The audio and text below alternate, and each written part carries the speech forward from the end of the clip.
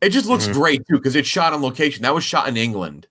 It still just looks fucking fantastic. How did that look tropical in England in that Isle of pasty loons? It's amazing what crazy. they can do with CGI. Yeah, they had a CGI. They had a CGI out the baked beans from the shot. CGI in the sun. I'm a big fan of the short troopers remain. Lights Camera Barstool is presented by Omega Accounting Solutions. If your business suffered significant financial losses or had to shut down in part or in full during the pandemic, you may be eligible for ERC, Employee Retention Credit, the powerful payroll tax credit. ERC was passed as part of the CARES Act to help small businesses recover from the pandemic. If you employed 500 employees and paid payroll during COVID, you'd be eligible for a refund of up to $26,000 per employee. There are numerous subsidies, tax credits for big businesses. We know that. And large corporations have been taking advantage of them for decades. But now the employee retention credit is finally a subsidy made exclusively for small businesses, not just the big ones. But it has a limited window of opportunity. Now is the time to act before the government's filing window closes and this refund is gone for good. Omega Accounting Solutions is a government tax incentive expert and offers services in business intelligence, fractional accounting, and analytics. Omega is a small business champion, helping small business owners navigate the complexities of the accounting process, particularly for the immense opportunities around the ERC. Omega empowers small and mid-sized business owners to make informed business decisions through powerful accounting, data analytics, and insightful reporting. A 10-minute call to Omega's ERC specialist could help your company recover up to $26,000 per employee. Call Omega Accounting Solutions at 800-704-2000 or go to OmegaTaxCredits.com to learn more. All right, welcome to Lights Camera Barstool, episode 58, season 2. Jeff Lowe, Ken Jack, and Gooch. No Chris today, just the three of us coming at you for Black Adam and the finale of Game of Thrones. And some big trailers, too. The Rock saw Chris's tweets about Black Adam, and he showed up at his house. I mean, look, here's the thing. Not that The Rock was ever going to come on this podcast. It's known in the Barstool universe that The Rock tried to do a pizza review with our boss. You've probably heard of him, Dave Portnoy, and Dave said no. He just passed on it. He said just the travel for that. He goes, just didn't. I think he said it wasn't worth it with the schedule. Point being, he ain't coming on this show. He's definitely not coming on the show anymore. He basically he almost indirectly told us to go fuck ourselves and called us liars, basically. So Ken Jack and I were just kind of chatting the day the Queen passed, and said, "What would The Rock say if what would The Rock say if he tweeted about the Queen right now?" And I think it's pretty obvious. Oh yeah, he would probably mention Black Adam. So we put out a fake tweet, though we didn't want to tweet it because we said, "Hey, we work with Warner Brothers Discovery too much. Mm-hmm. It's not worth it. We don't really toe the line that much. We don't really care. We trash movies. We still get invites. But this one felt a little pushing it. A PR person would get pissed at that. Yeah, and a lot of them have the same people, and I'm like, probably not worth it for us. So we tweeted, "Rest in peace to Her Majesty the Queen." Oh, we photoshopped it. "Rest in peace to Her Majesty the Queen Elizabeth II, a great woman who sat on the throne as long as anyone in British history. Sad she'll never get to see #Black Adam in theaters October 21st. So we let our good friends Nick and KB and Owen over at the Anus podcast. They tweeted it out. It did okay numbers, did very funny numbers. It was one of a billion memes that day, so it kind of got lost in the weeds. And then a local news station did a fact or fiction segment, apparently, and they showed the tweet. But the context of the tweet in the show, it was so long. First of all, it got clipped out without knowing that they even say fiction. So the context was completely gone to begin with. But the clip is so fucking long that you just kind of think they're just thinking it's real. And we posted it, and then I ended up blogging it. And then The Rock himself, Dwayne Johnson, replied to the guy who initially put it out there and said this was fake. And so, yeah, The Rock is not an LCB guy. It will not be at any point, probably ever. I think we can get him back on our side. We gotta fire up that Terramana fan account. I gotta figure out what the password is. I paid for Black Adam. We all did. Yeah. Actually, I'm gonna get it reimbursed from Barstool, but yeah, basically. We can get him reimbursed from Barstool. Fucking weekend, you're gonna keep paying, bitch. No, we both all can. What do you think the last movie the Queen saw was? The Queen, maybe. By the way, That's kind of funny. The number one movie on the theaters, day she died was Bullet Train. You think she liked Bullet? AMC opened up delivery in the city, but it's closed down again. But it says like coming. Damn, I want the mega bag. I bet the Queen watches all the James Bond movies. Ooh, yeah. She's friends with Daniel Craig too. So very pro-Britain. Mm-hmm. That too. I'm actually watching. I just started The Crown. I've never watched The Crown, which I'm a big British. You've never Royals person. That seems like your shit. I mean, I've seen clips. Mostly when you mentioned that Lithgow is the best Winston Churchill, which he is. Oh, by far, it's incredible. Insane. So I've seen enough stuff, but I've never done a full rewatch. And honestly, you know what got me is that the Netflix was demanded to put a fucking disclaimer before the new season coming out, which is going to tackle it's the second to last season to tackle it's the 90s or like the late 80s, early 90s. Princess Di. And they said because the Queen's passing was so recent, they put a disclaimer of like some of this may be fake. That got me to watch it. That didn't scare me off at all. I'm like, well, I got to dive in now. I got to see the drama. It is, I will say, I'm enjoying going through it. It's so British, obviously, but it's like it's the most British thing ever. It's like it's so British and so layered on thick that you gotta. I have to pull back I can't just go back to back to back. Like I gotta like a 20-minute break. Yeah, on a scale of the British baking show to Downton Abbey. Oh, see, but like. British baking show is definitely there's a degree of delight to that. But it's not very British. It's definitely closer to Downton Abbey level of just like very slow Britishness. Beans and toast, cucumber really sandwiches type shit. Tea and biscuits type beef. Kid Jack, I know you've seen that trend on TikTok where it's just that guy's audio. He just like is just shouting in a British accent. He's like, "Drop Georgie off at footy. Yeah. Susan made dinner." I like the one where it's a slideshow of the life of a proper British geezer, and it's just like look at my daughter, ain't she beautiful? Yes, and it's just like some girl just like layered on makeup or whatever, like the Manchester girl thing, dropping off me song, getting Port Estella. I just love these. I love this so much. I was at a bar on Saturday, and there was a group doing a Halloween bar crawl already, and these three dudes walked in, and one of them was dressed as Ted Lasso, but they had such a dramatic entrance to get all their friends' attention. Like they kind of went nuts. And I'm like, it came out 3 years ago. Like we're really like, I mean, Ted Lasso, funny show, but like the Ted Lasso Halloween costume is like that big of a crowd pop. Yeah. Yeah. I'm trying to think of what that's going to be this year. Black Adam, maybe? Dr. Fate. I'm trying to think of who I saw out. I didn't see anything crazy. I saw a good one. It was someone did the not Nathan for You, the rehearsal. They had like the laptop thing. Like that's pretty. Yeah, it was really good. There's a funny moment in the Browns game the other day. Nick Chubb went out at like the 10-yard line and almost ran into like the Ravens like spirit squad or cheerleaders, what they call them, and it was Mario, Luigi, and then Homelander. It was like just like it's just like ridiculous mix, and then they pan out and it's like the Joker, and it's just this absurd mix of people. That's Game Master Anthony's birthday. That's like to a T, having Mario, Luigi, and Homelander. Bizarre. Luigi solos. Surprised I even know who Homelander is. Shout out to the almost what do you call it? The almost named Luigi Che. Weege Che. You remember that, Jeff? You were hosting that episode. Weege Che. Yeah, he followed up this week and he said we would have called him Weege. Yeah, Weege Che. Make sure to download into the bracket. What else? I think that's it for non. We do have a lot to. It's like not a lot of news, but it's a lot of. Dense. We could say this: Bengals are good. Chargers are fucking ass. Browns suck too. I'm not saying the Bengals are good yet. They're better than that. Both of ours teams. I'm not saying the Bengals are fair. Well, we'll see. We have a head-to-head next week. LCB Bowl. Another LCB We're not Bowl. counting. LCB Bowl will be when the rapist quarterback is back. Yes. Yeah. The good old. When the Browns are full. Actually, they're up now. They're just like hurt. Yeah. Welcome to the club. We said this season actually, the Browns are 2-5, and they've all but one game lost by 3 points or less. This is proof that, again, if you're not going to be good, you'd rather your team just get blown out so you don't have to care. Yes. Dude, that's always the answer. I don't know what happened. Man. We got our asses handed to us, like the piss beat out of us by the Seahawks, and it didn't make me happy at all. Though. Okay, like if there was consistency. Yeah.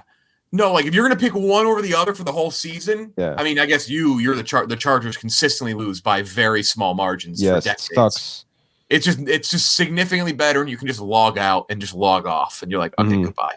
Yeah, it was cool. I barely had to watch the fourth quarter. Like I was just like, I'm going home. That's it. Yeah. Shout out football. Speaking of football, Game Time. Maybe you want to go see Browns Bengals on Halloween. I'm gonna actually be at Penn State on Saturday, and I'm gonna choose not to use the Game Time app because I'm gonna save my Game Time app for when the Cavs. Oh yeah, Gooch's a Cavs fan again now. God, dude, Donovan Mitchell is lighten up that offense. I'm gonna use Game Time to go see the Cavs at the Garden, but you can use Game Time right now. I'm trying to think of for Gooch. What team should he be? I grew up a Cavs fan. Okay. I became very aware of sports right when LeBron entered the league, and I Fox Sports Ohio, and so went away for a few years while they sucked, but now I'm ready to come back. Yeah, it's a good time to be back. Created by fans for fans. Game Time, it's a ticketing app we've talked about a bunch. Makes it easy to score last-minute deals. Super easy to transfer. Share it with your friends, family, whoever you're going with. Maybe you want to go see a World Series game. You live in Houston. Maybe you live in Philly. I know we have a lot of fans in Philly. Citizens Bank's electric right now. If you have not used Game Time and you're trying to go to that or maybe a football game or something, basketball's underway. Early NBA season, great time to go see NBA games. Tickets much cheaper. We've used it a bunch, and you should too. Use code LCB when you download Game Time or you go online and go to Game Time. Create an account. Use code LCB for $20 off your first purchase. Get last-minute tickets, very low prices, guaranteed. It's the way to go. Shout out to Game Time. We'll talk about Thrones, the end of news, and Andor. So we'll talk about trailer news, Ant-Man and the Wasp, Quantumania. I'm glad we ended. We actually are recording on Monday nights, but it's Monday afternoon today, which works out well because we get to talk about this trailer. Paul Rudd, Evangeline Lilly, Michelle Pfeiffer, Michael Douglas, Jonathan Majors, Catherine Newton. Jonathan Majors playing Kang the Conqueror, as you know, if you were an MCU fan. Catherine Newton playing Cassie Lang, which continues to be the weirdest thing. That they just the age up of Cassie Lang, and then again just to kick that actress to the curb and cast a bigger name in Catherine Newton. That stinks. It's mean. Right, the right call in my opinion. Ant-Man would never do that. Comes out in February. This made sense. They were always going to have a Marvel trailer ready to go with Wakanda Forever, which comes out in 2 weeks. This is a shorter version of what was shown at D23. This is our Comic-Con. This is a bit of a spoiler, so pause. It's not a spoiler, but I'm going to tell you what was in the other trailer. So you can skip ahead if you want to. Other trailer, actually, there was an extended clip of Kang asking Ant-Man if he had killed him before. And then there was also MODOK, which was who was supposed to be played by what's his face? Patton Oswalt? No, from Ant-Man 1, Darren Cross. Fuck, what's his name? Corey Stoll. Corey Stoll, yeah. He plays Peter Russo in House of Cards. I like that actor a lot. His kids have the PS Vita. That's what he has. Is that a PS Vita? That's Did you see Kevin Spacey's first statement during his trial? Yes. Very funny. He's just like, just so you guys know, my dad was a Nazi. It's just there's no bearing at all, and there's what is happening in the court at all. It's like, yeah, my dad was a Nazi. That's why I had to come out as gay. It's like, you are not on trial for being gay. That is not what is happening here. Well, you're gonna be shocked when you hear what they're levying against you. Yeah, I quote tweeted it, and I was just like, first of all, Your Honor, they didn't let me keep the PS Vita after shooting. That's what I'm sure would love.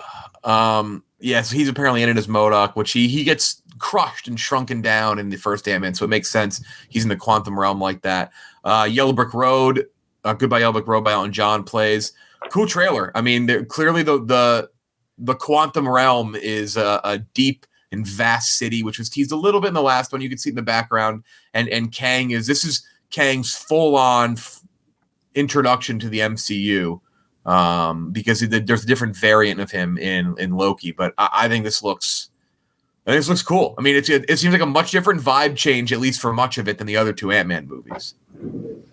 Yeah, I mean, it's one of those things where if you showed me this trailer like a year and a half ago, I'd be like really hyped up. But I feel like the trailers for Love and Thunder, the trailer for Multiverse of Madness, like all that shit was cool too. And both of those franchises were similar in a way where it's like I didn't think that there was a potential miss in Love and Thunder because Ragnarok was so good. I kind of thought the same to a degree with Doctor Strange, because I think the first Doctor Strange movie is massively underappreciated.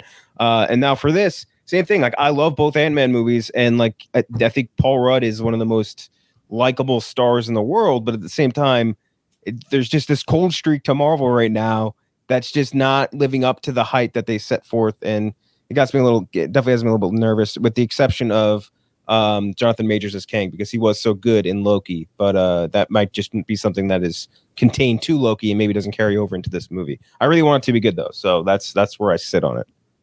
How do you guys? I'll have to look at your scores, but how do you guys feel about the first two Ant-Man? Because I rather enjoy them. They're very easy watches. I enjoy them too. They're not high up there. They're right around like the Shazams of the world in terms of. I just know I think they're low 80s for both of us. Yeah. I like them, but they're simple. And they don't take risks. But that's kind of the crazy thing is this one. It feels like this one is way out there compared to the other two. I like that in the second one they brought in Greg. And now it looks like they're bringing in what's his face from Greg from you don't know, that's on Cinema at the Cinema. Yeah. And, well, Greg was in the first one. Greg was in the first one. Yeah, he was the DQ banner. And then Tim was in the second one. Tim Heidecker was in the second one. Yeah, now they have the focus group guy from Tim Robinson. It's just all Tim Robinson and Tim Heidecker characters, basically. Which they have to do the thing, right? Like he's got to say something about Paul. He's got to do the Paul voice, right? Like, because the whole skit is like, you love your mother-in-law, Paul. Like, his name is Paul. I think that's just his regular voice. He loves his mother-in-law in the movie. Like, the joke is the Tim Robinson cameo. I really would love that. I don't think Tim Robinson's ever going to agree to do anything with Marvel, but who knows? I think he would though, because because clearly, like, so Peyton Reed is definitely the director. Is friends with Tim Heidecker. Peyton Reed called into like the On Cinema Oscar special a couple years ago, and with Greg Turkington and Tim Robinson and Heidecker are friends. So I wouldn't be like the craziest thing in the world. It would make complete sense. I know Peyton Reed's friends with all of them. Yeah, I hope it's good. Enjoyable trailer. If you play that, also just a great song choice. Yeah, they nail their song choices in their trailers. They do. But I'm with you, Kinjack. The recent, I don't want to call it necessarily cold streak. I guess it is a cold streak, but relative to normal standard. I think it's hard to get as phase. hyped. If this trailer had come out a year ago, would have been losing my fucking mind, especially with Kang coming in. But yeah, no, we're gonna have to wait and see. Wakanda. I think that's why, though. I think like Forever is gonna be Wakanda Forever is an easy one to get into because of what it is. Like, it's coming off the backs of a crazy big movie. It's the return of Ryan Coogler. It's the first movie since the passing of Chadwick Boseman. Like, there's a level to it that kind of gets you very invested. Where I think this, if Ant-Man Quantumania didn't have like a Kang, I'm not sure how pumped I would be. Like the fact that they have a big character that we've also seen before. Yeah. Like the villain in the second one was bad. That's what Ghost. Like Ghost. Yeah. I feel like they're trying to set up something different there, but I did appreciate having Walton Goggins as a B plot villain or whatever. At any time you get him involved in anything, I love it. And I like Evangeline Lilly. One-time guest on the pod. Maybe she'll come back. Maybe we'll get someone different from this movie. Who knows? Do you remember how mad she got when we tried to switch topics off? Yeah, she kind of mad at us. That's not a tease that Paul Rudd is coming on the show, by the way. But yeah. I will say, I think the rings, the bangle from Marvel and the rings from Shang-Chi are connected to the quantum realm. Remember they said it's like a beacon, and notice like there was like these big fucking rings in the quantum realm in the trailer. So I don't. I'm just very.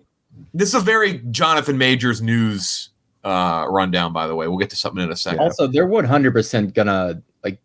It's not on the slate, but the Young Avengers has to be coming soon, right? Like they've got all the places. Like they've got everything set in place for this. One of the breakdowns I just watched, heavy spoilers, I think they mentioned that maybe Kang defeats the Avengers in the Kang Dynasty, which is the next Avengers. Then maybe the Young Avengers come in and they're kind of like the Gap Bridgers, the Gap Bridgers, yeah.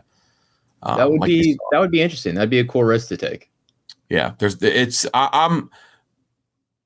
I'm looking forward to this, but I will say I think you're right. I think the hype after, depending on how Wakanda Forever is, you can see a different set of hype. Mhm. Yeah. Next up, Henry Cavill officially back as Superman. Let's just save that though for Later. Yeah. The marketing of this movie is the most bizarre thing in the world. Bad. Trailer for Creed 3 is out. That was actually the movie was supposed to come out this fall and got pushed to next year. But Creed 3 trailer is out. Everyone basically returning except for Sly Stallone, unless there's a cameo we don't know about. But it sounds like he's fully out, saying he wants to kind of give the spotlight back. Still dominating the boxing world, Adonis Creed is thriving in his career and family life. When Damien, a childhood friend and former boxing prodigy, resurfaces after serving time in prison, it's easier to prove that he deserves his shot in the ring. The face-off between former friends is more than just a fight. To settle the score, Adonis must put his future on the line to battle Damien, a fighter who has nothing to lose. Damien, played by Jonathan Majors, who we just mentioned is going to be Kang in the Marvel Cinematic Universe. I guess he already is Kang. Jonathan Majors looks fucking massive, just a massive, Huge. yoked guy. Michael B. Jordan directing, third director of this franchise. I mean, we've long publicized we love the first two. First one should have been nominated for Best Picture.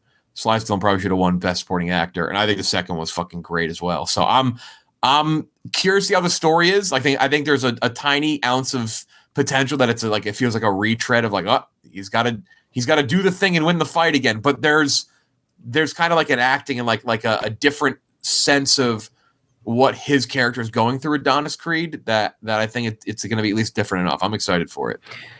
Yeah, it's kind of cool. I like how they're sort of wrapping this, maybe not even necessarily wrapping it up, but like coming around on this for a trilogy, because like the second Creed was obviously they're fighting someone who's part of Rocky's past, right? And now this is someone who's part of Creed's past. And I think that's kind of like a cool little, I don't know, twist on it. And I do kind of enjoy the way that they set this up, where it's, the guy come back from prison trying to get his, maybe the guy who took the fall for him when they were younger. And I enjoy that. Jonathan Majors is a force, not even just physically. Obviously, he's massive now, but like just a really, really good actor. Plus, in addition to that, like Michael B. Jordan's incredible. I'm sure it's going to be amazing. I'm curious to see how this works from a directorial standpoint, just because like this is his first ever feature film, right? So like I wonder how that works out for him. The person I follow that gets really good access to like knowing what the vibe is out of test screenings and he knows like the scores out of test screenings. This movie has scored incredibly high, like highest on the year high. Like apparently this movie is a huge crowd pleaser, and some people say it's better than the first Creed. So I'm pumped for it. I think Jonathan Majors is like, he's just a star waiting to happen. I think this will really push him out before, of course, Ant-Man's gonna wait. Which one comes out first? Now that I think about it, actually, Ant-Man's going to come out first. So this comes out like almost like a month before. Yeah, it's back to back. Yeah. But yeah, no, he's just a massive star waiting to happen. He's like Kendrick said. I mean, his body is he's just fucking massive. Tank. He is fucking he is a tank. He did that photo shoot for Men's Health. He got the man titties in like the good way. Like, yeah, they're like fucking buy. You know what's crazy too is like it's relatively speaking, we've seen an insanely proportioned villain in Creed already with Florian Mutenow, who was jacked out of his fucking mind, and we still look at Jonathan Majors and we're like, holy shit, this dude is huge. I do have a hot take. I think Jonathan Majors' character he either wins or becomes the main character in the next whatever Creed or Rocky franchise. I think they do another film off him next. MBJ puts the gloves down. I don't think they're gonna stretch this one out to 5 like they did with the original Rocky. Yeah, a lot of movies. It is, but keep in mind too, Stallone is still pretty pissed about the whole, like the using of the IP with the Drago spinoff or whatever. This one he's on board with, but there is like a weird. I don't know where that's gonna land after that. Like I don't know. It's weird. The whole that thing is still strange. I'm not still sure how that's all gonna shake out. But Stallone was obviously very pissed about that as of like pretty recently. I had to check in on that too, because I was like, Stallone's not mad about this. He's like you said, fully on board with this movie. He just wanted to step away. He wanted the focus to be. He felt like his character was taking away screen time at this point. Like, yep, the story had been told. Yep. So yeah. Next up. All right, I'll just read the synopsis on this, and then we can talk about this. I already know what you. I don't know what the fuck this is. This is so stupid. A Man Called Otto, featuring Tom Hanks. Gran Torino, PG. Otto, a crotchety, irritable, and fiercely strict widower, lives a lonely life, judging everyone he sees. When he forms an unlikely friendship with his new neighbors, Otto begins to change. Yo, what the fuck is this shit? What is this fucking trailer? I got a cat. Mark Forster's the director. Dude, you gotta look at that. You gotta look at his filmography. It is incredible. Yeah, I know. I didn't realize he was doing this. He did Christopher Robin a couple years ago. World War Z. Quantum of Solace. What a back-to-back, by the way. What an insane back-to-back to go from Christopher Robin back after World War Z. Quantum of Solace is always one where you kind of have to give a little bit of leeway because it was during the writer's strike, and it's one of like the movies that got hurt more than any movie during the writer's strike. Stranger Than Fiction, Finding Neverland, Monsters Ball. Just fucking, it's crazy. Monsters Ball helped my monster balls drop, dude. Seeing that Halle Berry sex scene, that was crazy. That shit went nuts. I remember my friends telling me like, "Yo, get your mom to rent like Monsters Ball at Blockbuster. There's a really cool nude scene." And I was like, "Mom, rent this one. I heard it's good action." Like, all right, whatever. I was watching in my basement. Like, Monsters Ball was like a great action movie. This I don't know what the fuck this is. It's PG-13, like I said, PG-13 Gran Torino. It is. He's doing a horrible job acting in this movie. It seems. Did he forget how to act? I don't know. Why did they name him Otto? Like, this is an adaptation of I think a Swedish movie called A Man Named Ove. So like, I guess they wanted the O. Just make it a different name. So he could go. My name is Otto. O-T-T-O. Fucking Christ, man! Just make his name like Bob. Like, who cares? Man named Bob. There's What About Bob? There's already a Bob universe, dude. Like, go just make it that. Man Called Otto. It's a bad trailer. Sounds like a fucking like German Western. I don't understand it. Like, I was shocked when we got to the end of that trailer and it said releasing in theaters. Yeah. This doesn't look like a movie that should be in theaters. Looks like a Disney Plus movie. His acting job is just so bad in the trailer. Mm-hmm. The voice stinks. Stop making him do weird voices. Just do Tom Hanks. Do your voice. Do the Tom Hanks voice. No, don't do other voices.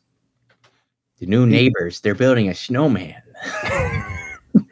God, dude, I never want to think about that movie again for the rest of my life. Oh, I think about it all the time. Snowman. And that fat suit. Dumb bastard Tom Hanks. Make good movies again. I don't know. I think it's over.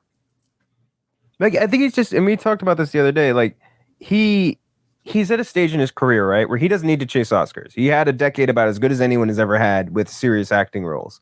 But, like, I don't know, man. Like, if this is a passion project for you, doing this and, like, Greyhound and Elvis or whatever, like, you're just, it's not ruining a legacy because the legacy's there already, but, like, just pick better stuff. If you want to do passion projects, pick the right people around them. You know what I mean? And whatever the fuck this isn't chasing an Oscar. What is this? What the fuck is this? He's been smoking weed with Chet. He's dropping he's like literally just slurping down bars with this is a weird one. This was like I could not believe what I was watching when I he's also like reached a point in his career where he should be like, because of the way he acts and the roles he takes, he should be in his prime. Mm-hmm. Like, he's always played America's dad. All he has to do is just play America's like granddad at this point. Like, just take like friendly old man roles. He did do that, except he made one with an Italian accent. Yeah, don't do that. Like, normal accent. Just use your Midwestern accent. Pinocchio. Need to make you a real boy. Pinocchio. Oh. You're looking so smooth, Pinocchio. So hard. Man Called Otto out January 2023.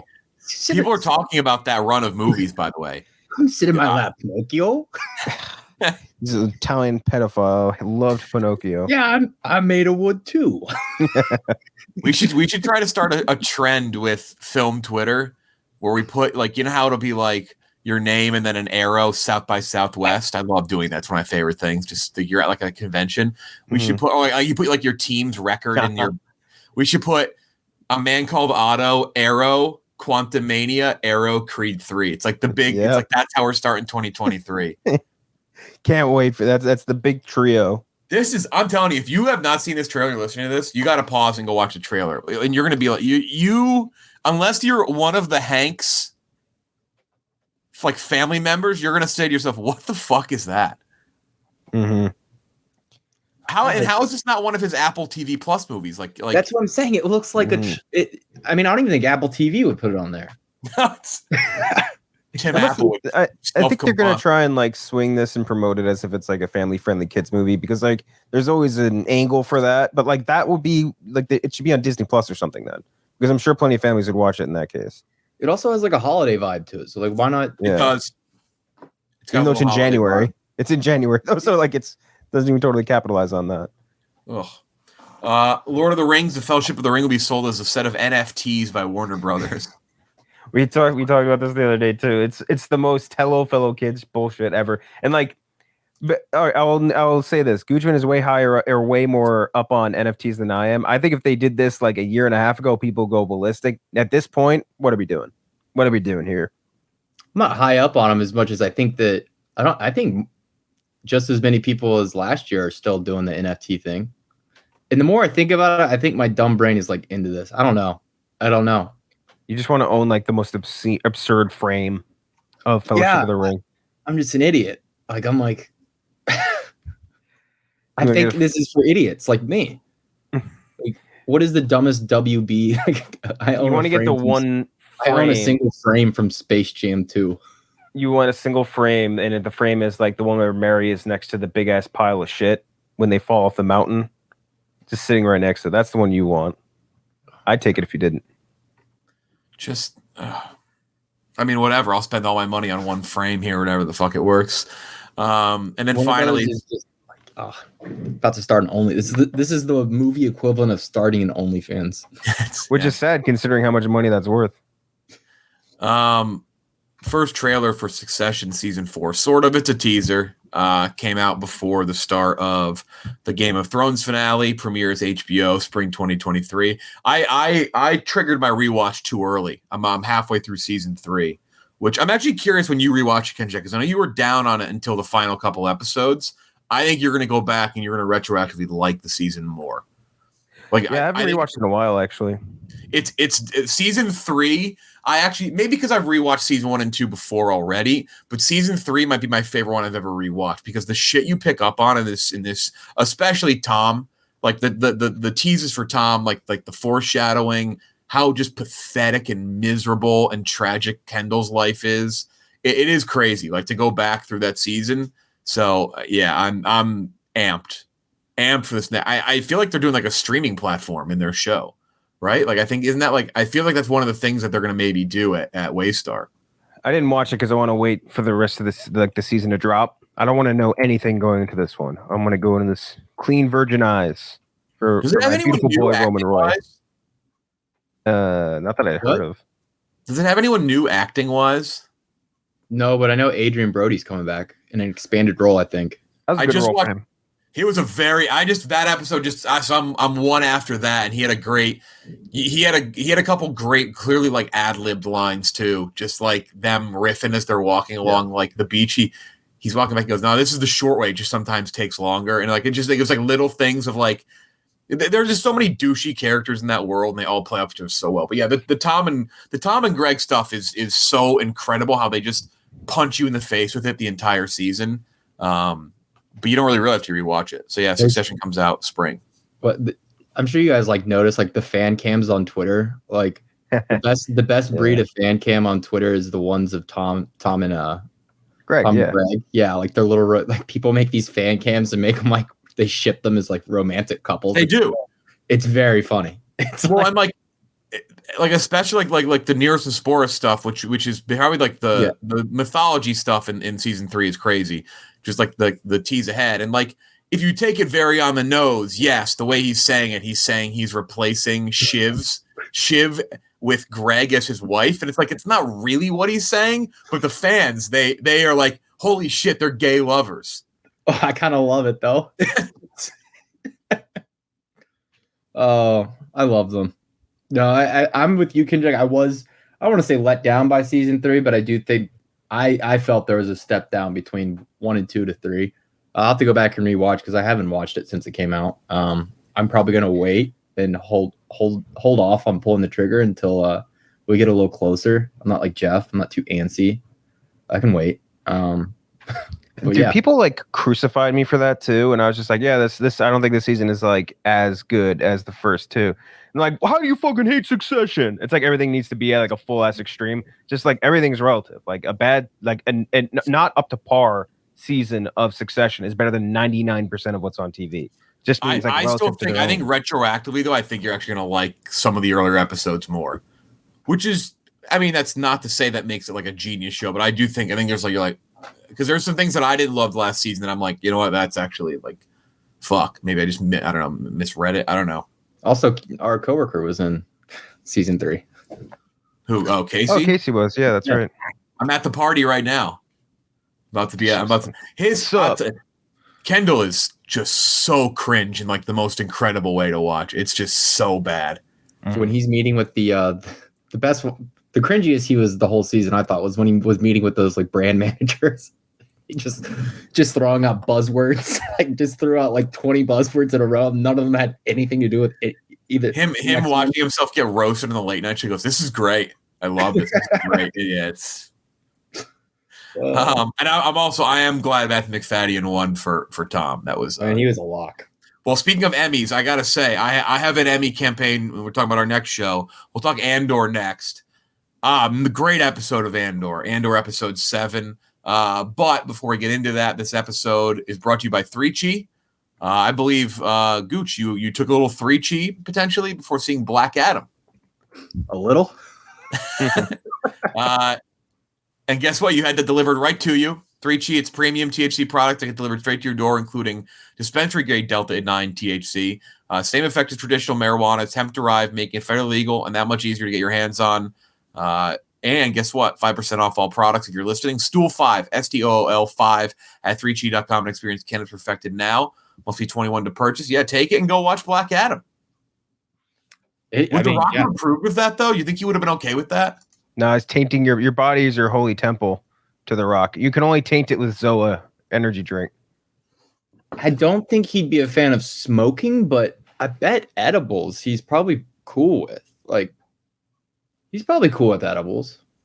I don't know how he feels about weed. Something tells me, or not weed, but yeah, I feel like he doesn't like weed. I feel like he's an anti-weed guy. I don't know why. He feels like someone that doesn't taint the temple with things that they give him any enjoyment, including his cheat meals, which again he doesn't eat. Article from Green Rust Daily. Does Dwayne The Rock Johnson smoke weed? There is like we've talked about this before. We've actually joked about Tom Hanks back when we had our radio show. There'd be nothing funnier in the world than all the people that like, oh, The Rock, you got to run for president, The Rock. Yeah. And if he ran, he'd be like the most extreme one way or the other, like very off-putting, like views that nobody aligns with. That'd be the funniest shit in the world. Hey, look, the age of consent, The Rock doesn't agree with it. We need to get rid of this shit. Like just like anti-marijuana. If you get caught smoking weed, you're in jail for 20 years. For life. It's ridiculous things to be the funniest fucking alternate universe. Okay, 2016, he was at a WWE event and he said, "The weed is good in Miami tonight." I don't know if that's conclusive proof that he's an enjoyer. Yeah, I don't know. Maybe. He grew up in Hawaii and California, and then played football at the University of Miami. It's fair. Those are three environments where I'd say weed was very accessible. Anyway, Andor. Yeah, shout out to 3Chi. Go get 3Chi now. Delta 8, baby. Stool 5. Andor, episode 7. Apparently, episodes 7 and 8 are kind of like an arc, and then like it's structured a little different. Now it's not going to be the 3-episode arc. I think from what I've read. Point aside, this episode was essentially mostly on Coruscant, with a couple other locations as well, but there's a lot of Coruscant in this episode. This show continues to be a fucking just romp. It's awesome. The tension even in episodes. I don't know if romp fully describes Andor, but I get where you're going with. I get the excitement level. A romp in terms of being good. Like it rips from start to finish, and it's because of the writing, and I think more than any other episode is because of the acting this episode. I think you saw the acting like really on display. People had a couple different examples of who they liked the most. I would say Fiona Shaw, though, who plays Andor's adoptive mother. I think she's probably the best. Andor had their own "What is grief if not love persevering" line, but maybe less like corny because it's not coming from Vision. But she had a good line with Andor. Just another great episode.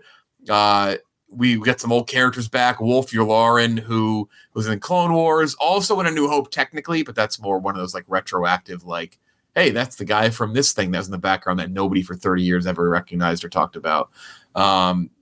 It was awesome. There, you get the sense that there's going to be some snitches around on both sides.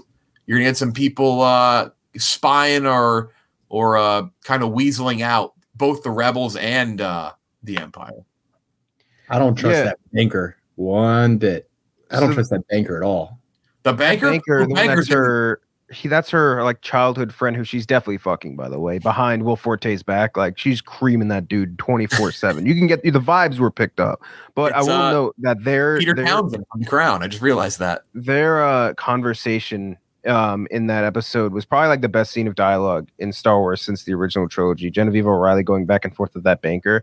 I think the way they shot that and the way that dialogue just like scene played out was incredible. That's like as good as you're ever gonna get. Like, sure, Star Wars will give you great entertainment value or like big action set scenes or whatever shit like that. But like as far as dialogue goes, that's as good as you're ever gonna get, and that was super impressive.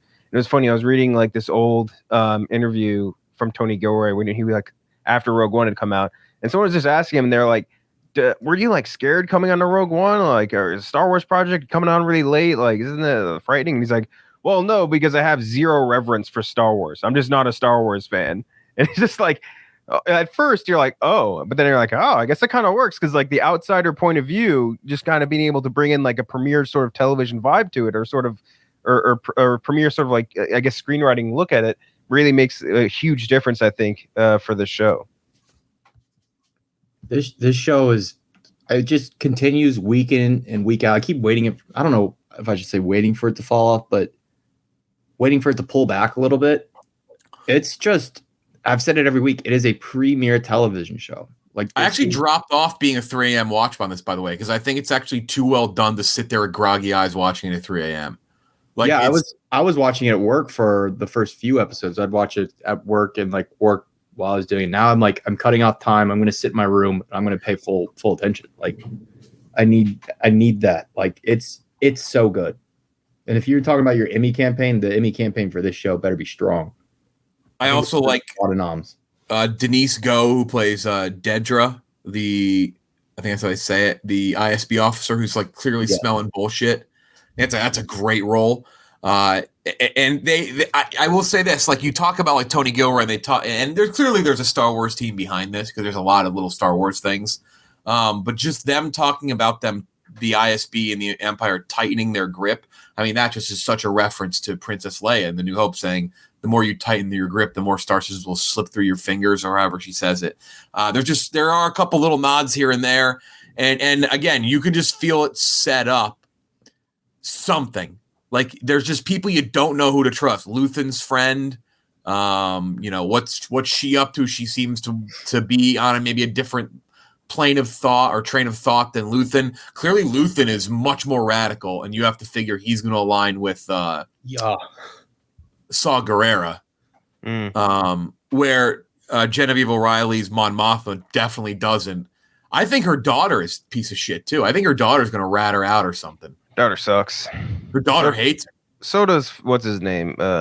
Will Forte husband, whatever that character's name is. Do you think he's too stupid though? You think he's too? Perrin. I think one of the breakdowns said it might have been New Rockstars. He's very surface level. Like he might be too dumb. Perrin Firtha. That's a good Star Wars name. Perrin Firtha. I think the driver's I think the driver's a problem too. Didn't she already say that the driver is a spy, an Imperial spy? Well, she's well aware that the driver's like.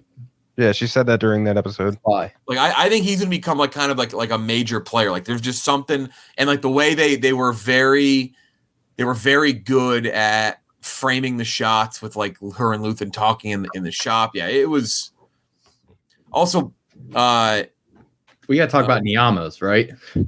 Well, that'll be the last thing we talk about. We talk about Star Wars Miami. But Cyril Khan, Kyle Solar's character, who's now working like a really shitty like temp job. Do you think he turns good, or do you think he just goes full bad? Do you think he becomes like a rebel? Good question. I think he's just bad. I don't think he thinks he's bad, and I don't really blame him for being the way he is.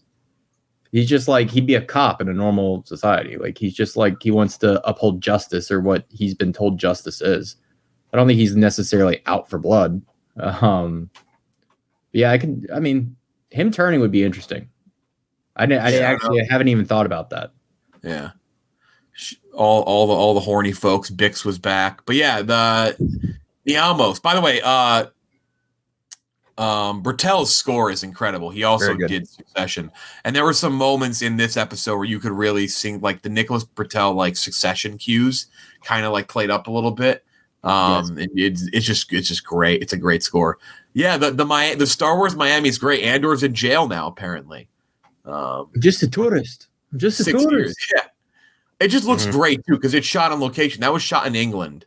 It still just looks fucking fantastic. How did that look tropical in England in that Isle of pasty loons? It's amazing what they can do with CGI. Yeah, they had a CGI. They had a CGI out the baked beans from the shot. CGI in the sun. I'm a big fan of the short troopers. Remain some of the better Star Wars characters. I just like the look of a short trooper. I like the ISB bots with their big lanky arms. They look cool as hell.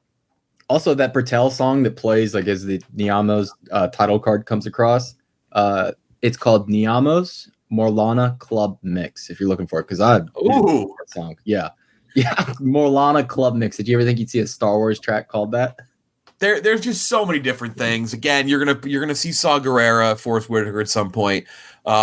We say Wolf Yularen, who is a major part of the Clone Wars, and then he's in A New Hope in the background. I don't know, maybe you see Thrawn. He works for Thrawn. We know Thrawn's alive well past. They're setting up Thrawn. Yeah, big time. But do we get him here? I don't know. Well, the way doesn't feel right. It doesn't. You're right. It doesn't feel right, but the way they are really like, I guess their words are they're tightening their grip, but they're now allowed to do so many things that are unorthodox and so many things that are, I guess, cutthroat and evil, and that is so Admiral Thrawn. Yeah, it is. That is, I mean, it'd be amazing if he was. I feel bad for the people who have never explored the animated series and don't know about Thrawn, because he's truly a great, I mean, top 3 Star Wars villain. I mean, you go Vader, Palpatine, him. I mean, he's incredible. I might even put him above one of those two. He's so entertaining. It's crazy, and like it's just something about his stature among Star Wars fans makes me think he wouldn't be like a side villain or even a main villain for Andor. He'd be more like his own thing. He'd have his own long running thing. He wouldn't be like just a season long episode or a season long bad guy. You think we get any Palpatine appearance? Circling back to Chris, kind of predicted that last week. Here's my thing, though. I kind of hope not, because I like what Andor has done in just kind of being very reserved in the Easter eggs. It does sound like, by the way, Lars Mikkelsen is probably going to reprise his role as good. Thrawn. He was good. He was good as Thrawn. Oh, and obviously Mads Mikkelsen plays the Jyn Erso's dad, Galen Erso, in Rogue One. I don't know, but that's my thing about Thrawn too. I think I'm on the same thing with Thrawn as I am Palpatine. I don't know if I want them. Like I think Wolf Yularen just mentioning Palpatine is like kind of enough for me. Mm-hmm. Like that's. I don't want to go too far above where we are right now. Like I like that we're still so I mean, so speaking of grounded, we got a guy thrown in jail and another guy just typing shit up in a cubicle at the end of the episode. Like I don't really want to expand much beyond that. Like I'm liking where this is because it feels so much more. I don't know if relatable is the right word, but grounded, raw, and like kind of human. Mm-hmm. Yeah, I mean, I said last week one of my favorite things about the show so far has been like you don't feel like there's a singular villain. You really do feel like the Empire is the villain versus Vader or Palpatine. Right. Like thinking of like a corporate entity, or not corporate, but a government like you're trying to overthrow as the villain. That just makes for more interesting writing. It's been great. Yeah, it's been pretty great so far. You saw a flashback scene. How about the old clone troopers? It's nice seeing live action clone troopers. They showed that scene where the character Clem gets eventually hung in the town square. So there's gonna be some old flashback stuff that's clearly gonna pop up soon too. Also, when they were in like that, what was it, like an airport or a mall, and the clone troopers were just there, I thought that was kind of where were they? It's towards the beginning of the episode. I'm trying to think of what it made me like stop for a second because I was like, never thought about like their government presence. They just like would be out in like, normal places. Like, but yeah, if you went to the mall and like Star Wars, like, yeah, there'd be a fucking clone trooper standing there. Like they're everywhere. Yeah, it's just fucking great. Like I don't even know what else to say at this point. It's a great show. So many people, I know the viewership numbers are way down on this, unfortunately, but so many. There was a false report that came out though. Oh, maybe that's what I saw.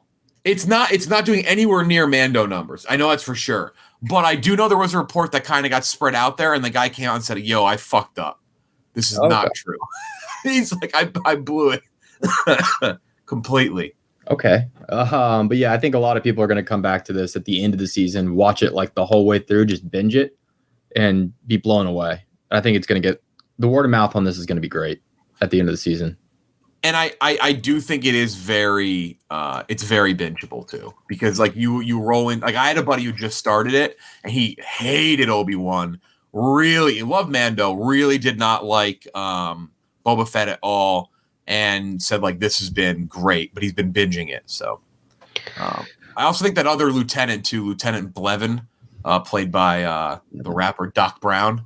I think he just got okay, yeah. Morlana one stripped from him. Mm-hmm. I think he'll probably be in a Rebel. Watch your back. Yeah. House of the Dragon done. Quick. Yeah, quick. 10 episodes. Though oddly feels like we've been talking about it for months. It's almost November. Because it basically reset after those first 5 episodes where nothing happened. Yeah, I mean, it ended up being a good show. This ended up being a good show. I think it ended strong. At least I think so. I'm curious what you guys say. I actually didn't see too much of a reaction from it on Sunday night. I don't know what I was doing. I like kind of watched and I think I just kind of faded out of like the social reaction. But I thought it was a very strong ending. I have no idea what they're going to do from here, but I really did like the episode a lot, especially like that final. Okay, we'll do no spoilers first, and then spoilers, I guess. Yeah, just say if you liked it, and then Gooch, you can say if you liked it, and then we can get into it. I like it. I thought it was a solid sign up for what they had established, especially after the time jump. My stance with this season is still I really just wish that they did reworked, condensed, or got rid of the first 5 episodes and got us starting on the right foot. Because the second we got to that time jump, it's like the entire quality of the season to me shifted up by like a multiplier of 2, 3, 4, something like that. Like it got so much better the second they got to the adults. It was crazy. But that said, like that, I think there were some moments in these last few episodes since the jump that were like on par with a lot of some of my favorite scenes from Game of Thrones. And they mimicked a lot of like what made those scenes so great, whether it's like, great dialogue, great soundtrack, like sort of like soundtrack kind of like interplaying into really important moments and making you feel like the sort of the heightened moments and all that. Really like the acting as well. I mean, Emma Darcy and Olivia Cook have been crushing it. So good. Matt Smith as well, but like those two were so good, it's insane. Yeah, no, I liked it. I think it definitely could have been stronger. These back 2 episodes. Felt like they forced some things here and there. Weren't bad by any means, but they're in the bottom third of the episodes. At least by my score. But all in all, great initial season. I think it was a huge win for HBO to get, public sentiment is fully swung back over to their side. I know the season finale was their most watched since Game of Thrones season finale or series finale. So yeah, good on them. I'm very excited to see what comes next. I think it's pretty clear war's coming with a lot of dragons. I mean, we'll talk here in spoilers, but yeah, no, I'm excited. I mean, break. You can get into it, and we'll avoid spoiling because obviously there is like material to go off of. Started reading the book, but in the most surface level, without spoiling that we can go, I do know too because I haven't really spoiled this at all for myself that what this sets up and goes into this season is kind of like the big thing, right? We're still a ways off. I think it's coming. I'm pretty sure. I've also pretty much avoided spoilers. So I never read, so yeah, I got no idea. People have been pretty kind online actually about these book spoilers. Pretty reserved. I've only seen like vague references, like, "Oh, you think XYZ is bad? But wait till this." Like, I've seen like very vague things. Saying, like X dies. Like, the first time you put up a tweet. Like, I hate when people just are assholes like that. Yeah, no. Can we talk spoilers now? Yeah, go for it. Rip it, dude. Vhagar, what are you doing, bro? Bad move. That was hilarious. I don't know how you didn't see the reaction online last night, because that's all my timeline was just people roasting Vhagar for having dementia and thinking she was eating a Dornish person. Mm-hmm. But yeah, no, that was awesome.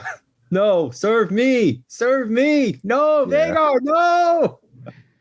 For both of them, really, because it happened to was his name Lucian too. Like he was like trying to basically escaped, and then he just did a full 180, went back and just to get killed, bit in half like a fucking idiot. Let me go hide up in this open air when I'm like perfectly fine in these little canyon or whatever. Yeah, you just stay down the canyon, bro. God, what an idiot. That was funny though. All right, go ahead. I was gonna say that was one of the cool scenes where they bit the dragon into pieces, because like we've never seen dragons really vulnerable. Like, yeah, they get killed under insanely extenuating circumstances in Game of Thrones, but like that guy just got one hit, and it was like brutal, and like it wasn't even a fight. It was crazy, dude. But Vhagar is her. Like she is. I was reading up on her. She was written by Visenya, who was who rode alongside Aegon the Conqueror, and like she was just as OP as Aegon was. So like this dragon is not to be fucked with. It's massive.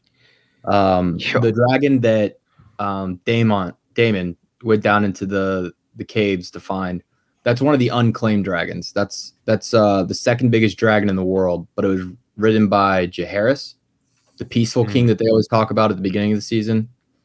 So yeah, I'm sure that's why he's going down there to get it. It's like, yeah. You can't just have the other side have this big fucking dragon and have no answer.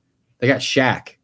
Yeah, the scene, by the way, with Vhagar, where like the kid first lands, and then like the lightning goes off and shows the silhouette, the dragon. That was insanely cool. That was one of the cooler shots in Game of Thrones.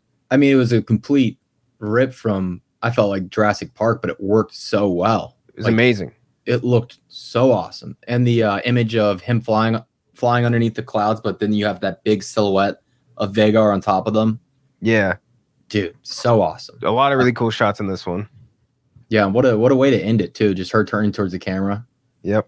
You think she found out that, I mean, obviously she was probably told that her son just got eaten. Just got chomped. Probably found like the remains of the dragon. I doubt the kid, because dragon's big enough, right?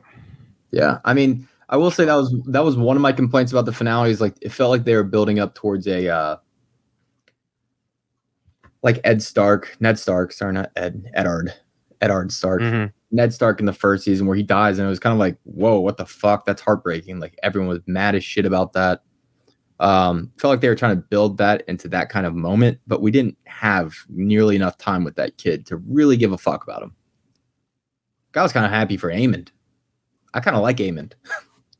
That eye was awesome. Eye is fucking sick looking. I will say that. That was so cool. The reveal was very cool. Yeah, even him just up there flying, like, yeah, it was pretty sick. He's such just a cornball, but I like him so much. When is this now? So like that's my other thing too. When is this now going to come back? They start filming early next year, so if I had to guess, it's going to be summer 2024. Oh shit. Jets just traded for James Robinson. Sorry, just saw that. Yes, that's a long. I guess. Wait, but do we get the fucking Jon Snow show in between then? No. I don't think between. They don't even have direct. They were talking about today. Robbie Fox tweeted about it. I was like, wait, did I miss that? Like, did I miss when that was coming out? But apparently, it's not. Okay. There is one other thing that they had going. I think that might have already been in development. What was the one they canceled? Shoot, what was that? It's been hard to keep up. It was like the egg of something. I think like Tales of Dunk and Egg.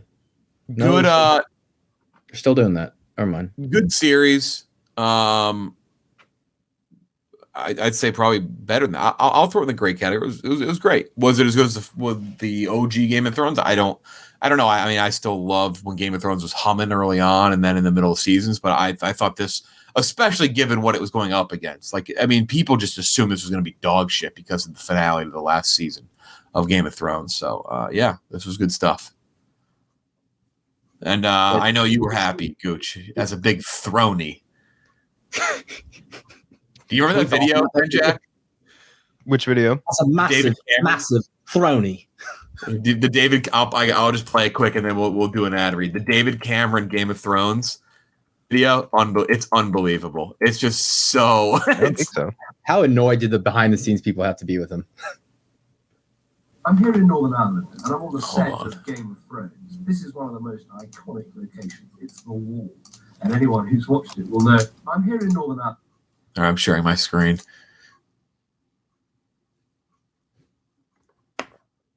Gotta get Boris to do it now. Are you able to share my screen? Yeah. Oh, there you go. Okay. I'm here in Northern Ireland, and I'm on the set of Game of Thrones. This is one of the most iconic locations. It's the Wall, and anyone who's So he goes through, but the ending is this is. We keep our country a great place to invest in, so more fabulous television is made just like the set that I'm very excited to be on right now as a big throny. Throny. Ugh. Gotta get Boris over to the That's a guy who's never watched the show before. I'm a big dragon fan. Dragging these nuts in your British forehead. He's on r/freefolk. Posting spoilers. A wiki of ice and fire. My favorite. What if you just had him on the podcast? Like just David Cameron. We should get Tony Blair on. Yeah. Tony Blair that's one of those things where I was very aware of who Tony Blair was when I was younger and he was in charge. Because it's just one of those it's one of those figureheads like, oh, Bush, Tony Blair. Like you just see like all these different like heads of state around the world. And like, but you're young enough where you don't grasp like who they are and like what they do and how that shit works. And I always like, for me, if you would have asked me before I became old enough to know, I would have said Tony Blair was the prime minister for 30 fucking years. Yeah, no, me too. It's like that same like age thing where it's just like, oh yeah, he's just like I don't know, leader of England forever. Not gonna lie. Yeah, it's like how is that guy not yet? It's like I feel like he was there just forever. Yeah. Now a word from our sponsor, BetterHelp. BetterHelp is a fantastic service. It can be tough to train your brain to stay in problem-solving mode when faced with a challenge in life. But when you lean in and learn about how to find your own solutions, there really is no better feeling. A therapist can help you become better at problem-solving, making it easier to accomplish your goals, no matter how big or small they might be. I mean, I've been doing therapy for years. I know we've all tried BetterHelp.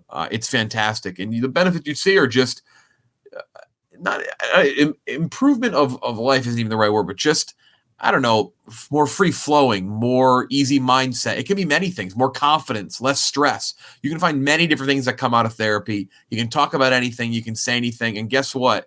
The hard part, the bad part about therapy can be solved with BetterHelp. And that's because it can be entirely online. It's convenient, accessible, affordable, but also online. You don't have to go see somebody. You don't have to show up and drive, or if you live in a city, you don't have to take the subway or walk. You can see someone, you can go on chat, you can just do it over the phone. It does not have to be face-to-face in any way, shape, or form. Convenient, accessible, affordable, and completely online. Get matched with a therapist after filling out a brief survey and switch therapists at any time if you want to. When you get and want to be a better problem solver, therapy can be there for you and for many other things as well. Visit BetterHelp, BETTER help.com/lights to get 10% off your first month. That's BetterHelp, HELP, better, BETTER, HELP.com/lights. Thank you again from our sponsor, BetterHelp. We interviewed Jennifer Tilly from the iconic Chucky franchise, Child's Play franchise, excuse me. The Chucky show on Sci-Fi. Great first season, big reviews. Second season, even better reviews. We talked a lot of Chucky today on this podcast. Mm-hmm. In our interview with Jennifer Tilly, here it is. All right, we are very pleased to be joined in what if you're watching this interview and if you're just listening, I suggest pulling up on YouTube because we're flanked by a horror icon behind a horror icon. That's a visual treat. But Jennifer Tilly, thank you for joining us to talk Chucky and other things. But how are you? I'm great, thank you. And I live with Tiffany, and she insisted that she be in the shot because she gets very annoyed, and she insists she's a movie star also. And I just humor her sometimes. I feel like it's a requirement. Like she has to be there. Yeah. Mm-hmm. She's a bigger diva than me. She's wearing a genuine Gautier outfit. I went to get a Gautier outfit, and she insisted she had to have one. And Gautier is expensive, so I have to keep making these Chucky movies to keep Tiffany in her Gautier. I love that. Yeah, that's tough when you got to keep the wardrobe up for 2. Yeah, that's not easy. Yeah. Chucky season 2, first 3 episodes out already. Wednesdays at 9, Sci-Fi. I'll tell you what, it has to be a great feeling that season 1, very successful, great start for the show. And kind of the sentiment I think around season 2 is like, I never want to say better, but people are saying, season 1 was great. We kind of established things. And now it's almost like there's like not a freedom, but like there's so much more we can do now with season 2. And season 2 is off to a roaring start. That's got to be an incredible feeling.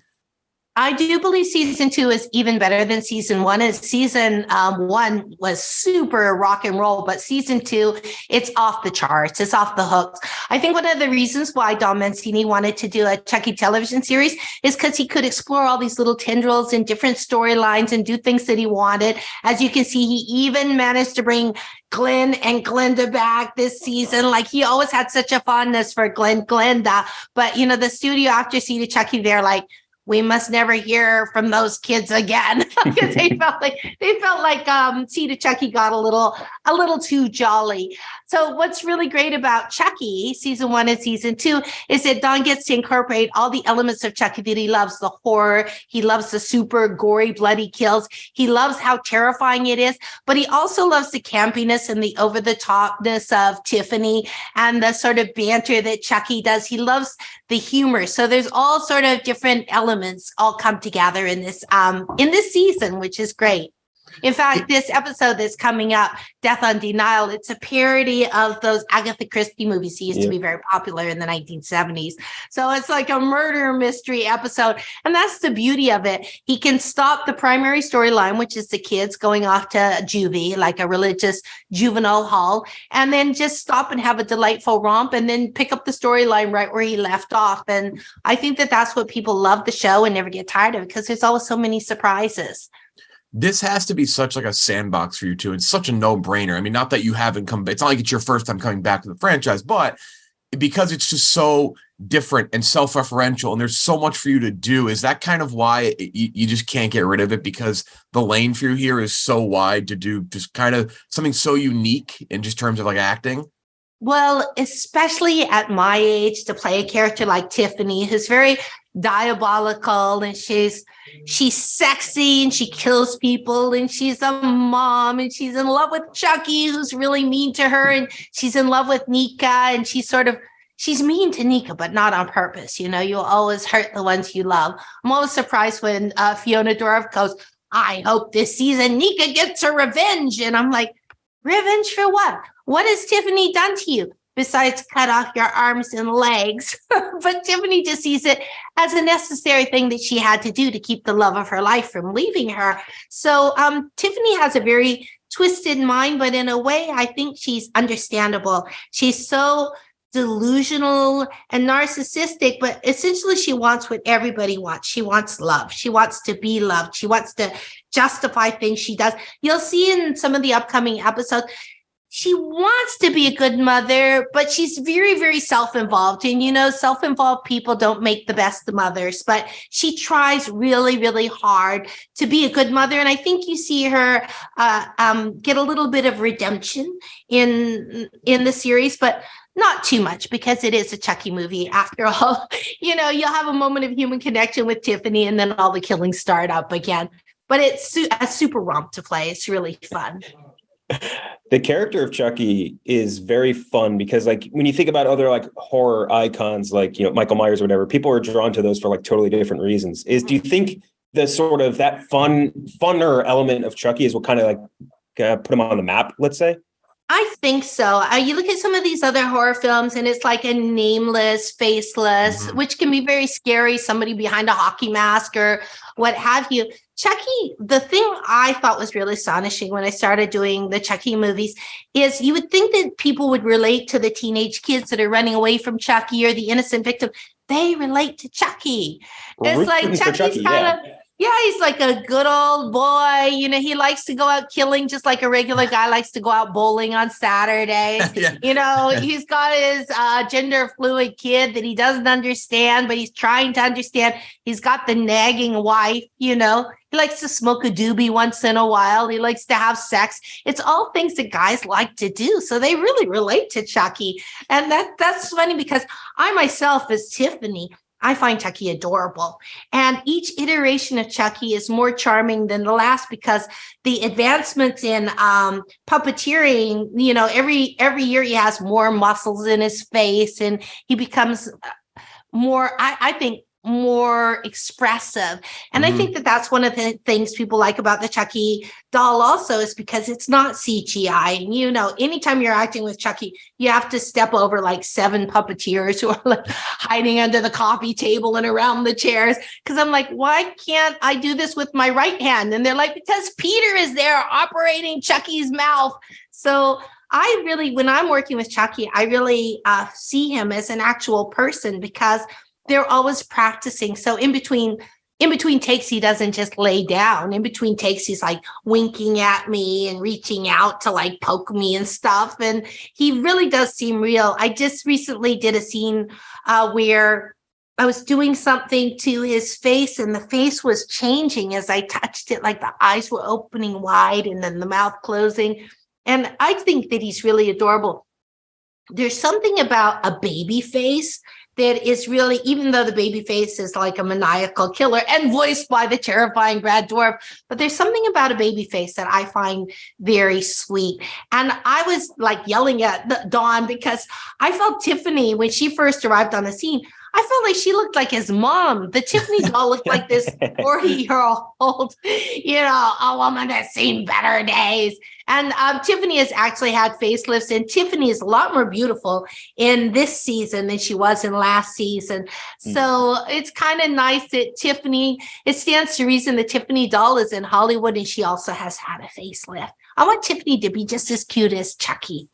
I like that you mentioned the puppet thing because it is kind of crazy, and I feel like if you bring up like a franchise that in terms of like movies or TV that I feel like puppets are most relevant, it's typically Star Wars. Star Wars is always, they talked about, it went from Yoda as a puppet to CGI, but now like with Star Wars stuff, they're back to being puppets, and that's kind of, I feel like you said, like the charm with Chucky is that it looks so real. And like despite all the technological advances and they could do probably 3D imaging of everyone in your show, including yourself, but there's just something about the most realistic, kind of at times rigid, that just makes it so much more intriguing to look at, right?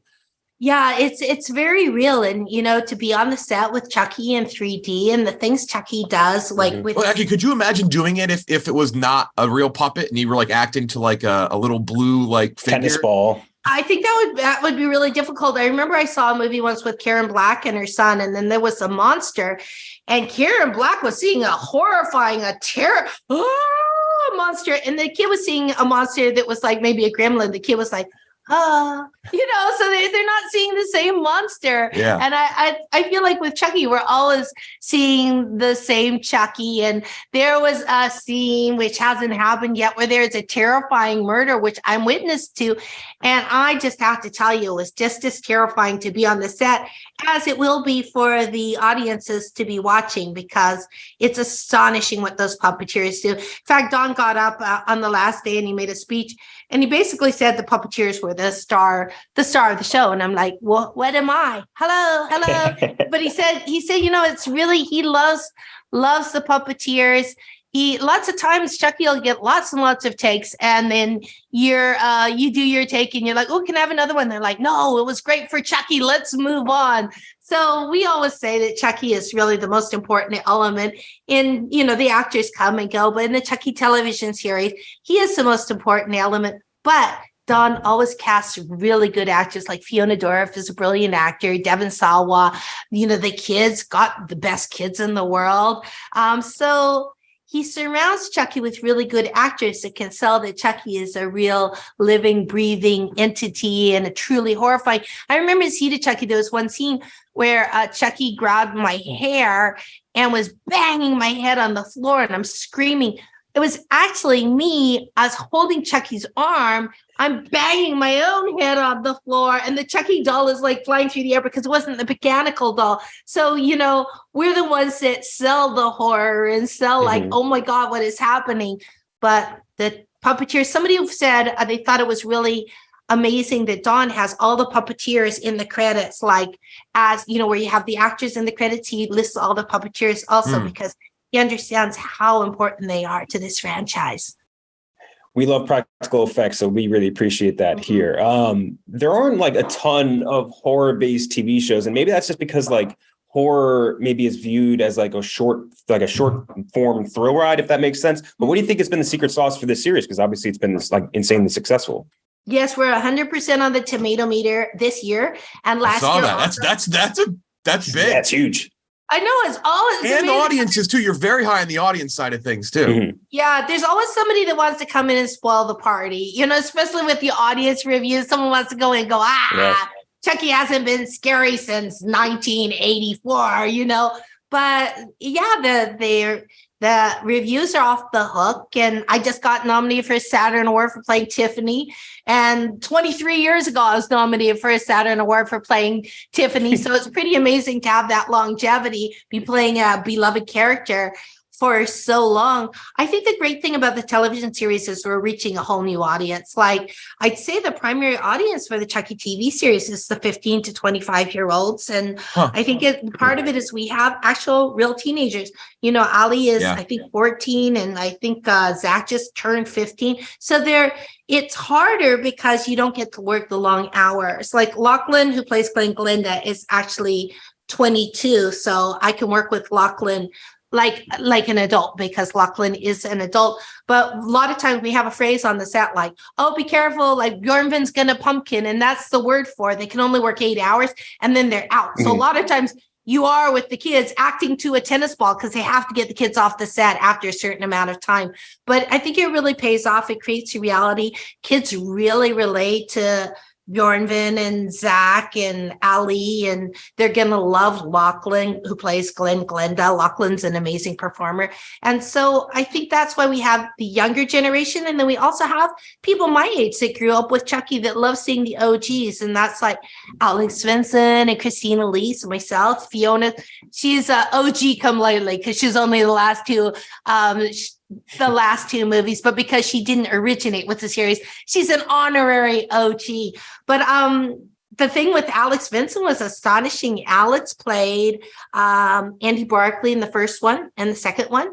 And then he was sort of retired for 30 years and he's a musician and he has a recording studio, but he basically made a living going around to all the Comic-Cons and, wearing the little Chucky outfit and posing with the fans, how you do at Comic-Con.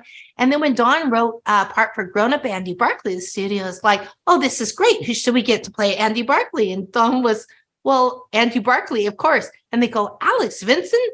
He hasn't acted in 30 years. He's like, Alex Vincent is Andy Barkley, and he brought him back into the fold. And Alex was in Cult of Chucky in season 1 and season 2. So, but the fans went crazy when they saw the real Andy Barkley because he has such affection for the characters.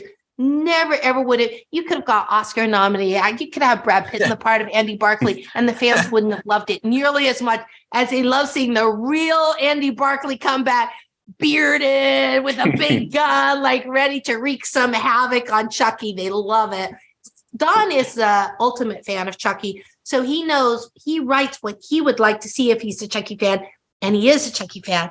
He never panders to the audience. He loves Chucky so much. So he writes what he would like to see. And so there's a lot of homages to Brian De Palma. He really sees horror films as the ultimate art form. In fact, in Seed of Chucky, he went all the way to Italy to persuade Pino Donaggio to come out of retirement to do the score for Seed of Chucky. And Pino Donaggio did all the scores for the Brian De Palma movies. So he really this is the thing with Chucky, especially this season, last season, has the most beautiful look. Like the cinematography, I don't know if you've noticed, it's very lush. It's like a beautiful independent film.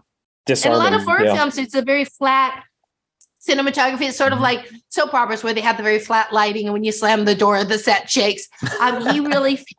He really feels it's important for Chucky to have a good look. And so it is sort of like, oh, look at this small, beautiful town, with the pumpkins and the leaves changing color. And then when the horrible things happen, it almost makes it more realistic because it's treated like a regular film as opposed to, a quickie horror franchise. Yeah, you kind of just alluded to it a little bit, just the way you talked about the commitment and the care and love for it. But there's one that just came out, another Michael Myers movie came out. What do you think, though, is that secret to, you just said it, the fans love this show, and you have a new audience too, you're saying, but the secret to keeping not just the character relevant, but fresh, because there's obviously, no matter whether it's Chucky or any other character, there's for sure a line that you could cross where it's like, uh-oh. Like we've done too much, but this character, obviously, look at the success of the show, staying not just relevant, but fresh. Well, a lot of times where sequels fail is they just do a retread of the film that came before. So if the film is about a murderer killing a bunch of kids, on their summer vacation, the next film is about the murderer killing a bunch of kids on their Christmas break, or a different group of kids. So they just use a formula, which kind of gets old because you know what to expect.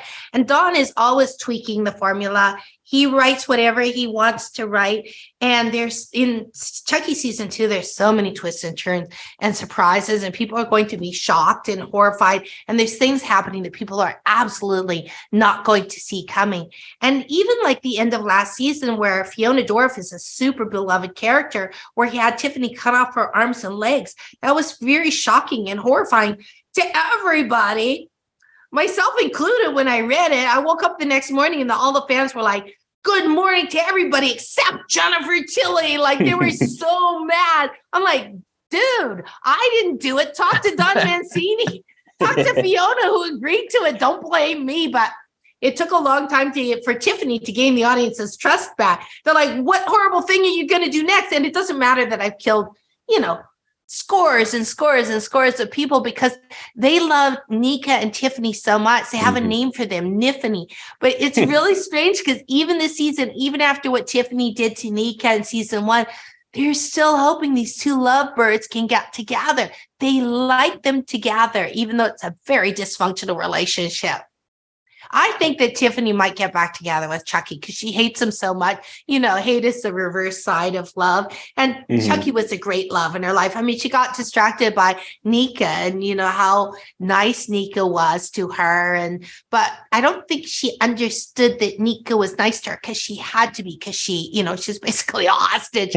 But she did get distracted by the beauteous Fiona Dorff. But I think, and this is just me surmising, it's not a spoiler or anything, I think ultimately she's going to go have another round with Chucky. Tiffany is. You're not getting a spoiler reaction behind you. There's no reaction to your comments. No facial reactions at all. Nothing. Well, she's on that. She's had a little Xanax with her vodka. So it's semi-passed out. Love that. Reminder, Wednesdays at 9 p.m. We want to do something that we do with every interview. We call it a 6-pack. So it's just a 6-pack of very rapid-fire questions. The first one, who wins in a fight? Chucky, Pinocchio, or we'll say Jeff Dunham, but I'll let you switch with Terry Fader if you want to. Terry Fader. Well, Terry Fader, I don't know. He seems sort of like he has soft hands and has never seen any acrimony in his life. Pinocchio, he does have that super sharp nose, but Pinocchio also is just like a boy that turned into a puppet. Chucky is a masterful killer.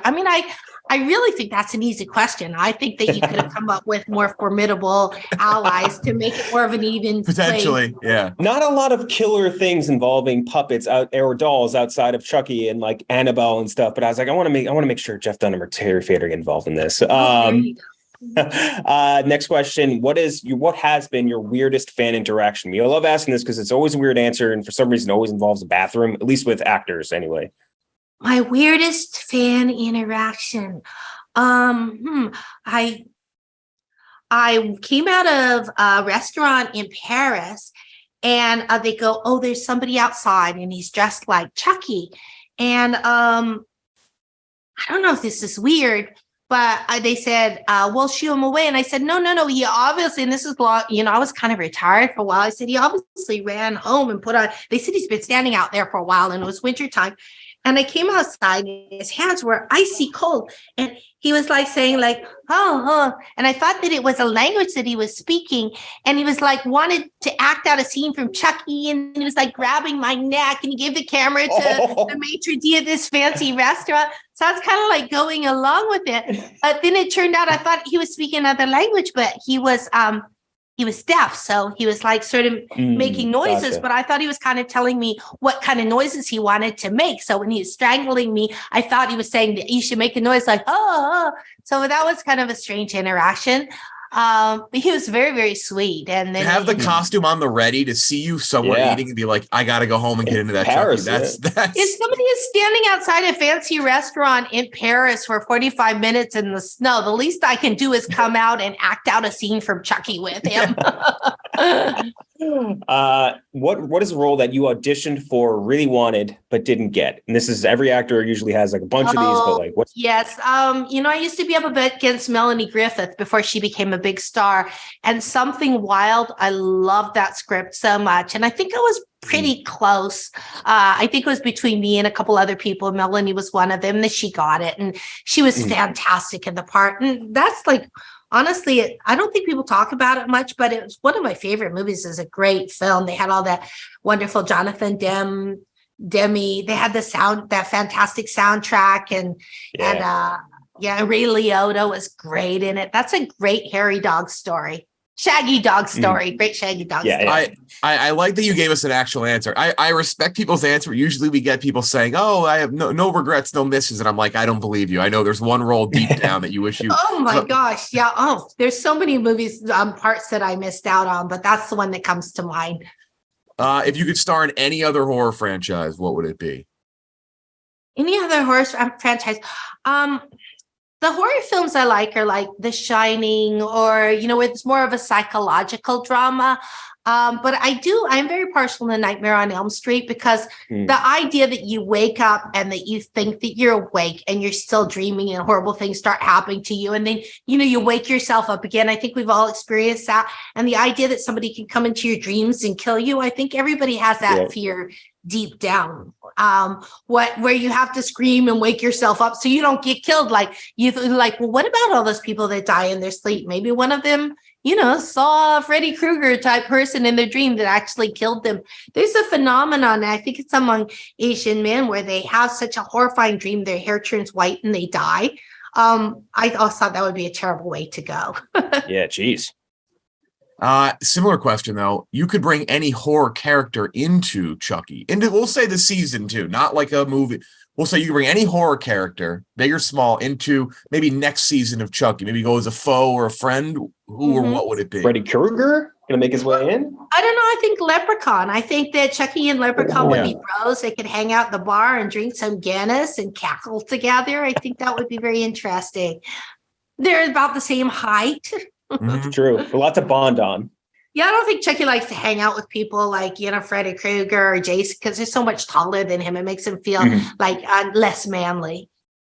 I think that if fans rooted for Chucky now, which they definitely do, I think they definitely root for Chucky against Leprechaun is a very off-putting horror villain. I would never root for Leprechaun. Chucky, I get. So yeah, Chucky's likable. He's adorable. Yes. You could see yourself sitting around drinking a few beers with Chucky, telling some raunchy jokes. It's all fun and games with Chucky until he kills you. But Chucky is good times. And last thing before we let you go, this is the tough one. We need 6 movies from you. So we want 4 of your favorite movies of all time, if you can name them off.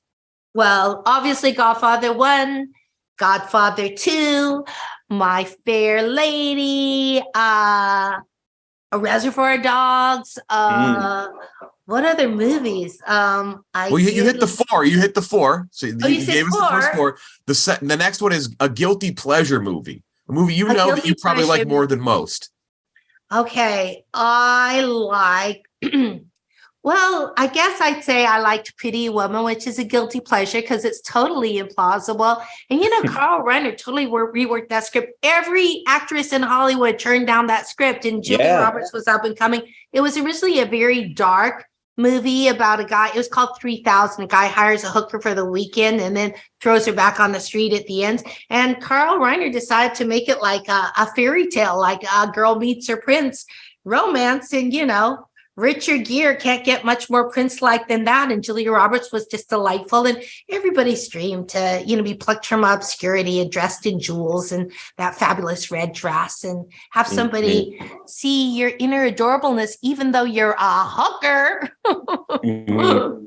And kind of a similar, one underrated movie. So a movie that you think does not get enough love. A great movie that doesn't get enough love. I love Jojo Rabbit. I thought that was a fantastic film. And I don't think a lot of people saw it, but I think you really walked the edge between horror, like genuine horror, because it takes place during the Holocaust, and comedy. And it was very heartwarming and funny and strange at the same time. I thought it was masterfully done. And Scarlett Johansson was wonderful in that. Now you talk about that crossing a thin line. Shoes, yeah. You could really make that not a comedic figure. That's very, very walking the edge. It's very dangerous comedy, but it worked because it was the child's idealized version of who Hitler was, and he was like a little German kid that had grown up with all that propaganda in that time. It was a very wonderful film. Well, thank you so much. Check out Chucky. If you're not watching it, you should, because everyone watching it loves it. We already said that 100%. It's not just audience. It's not just critics, it's audiences too. Thank you so much. This was an absolute joy talking to you. It's great talking to you guys too. Thank you. Have a great day.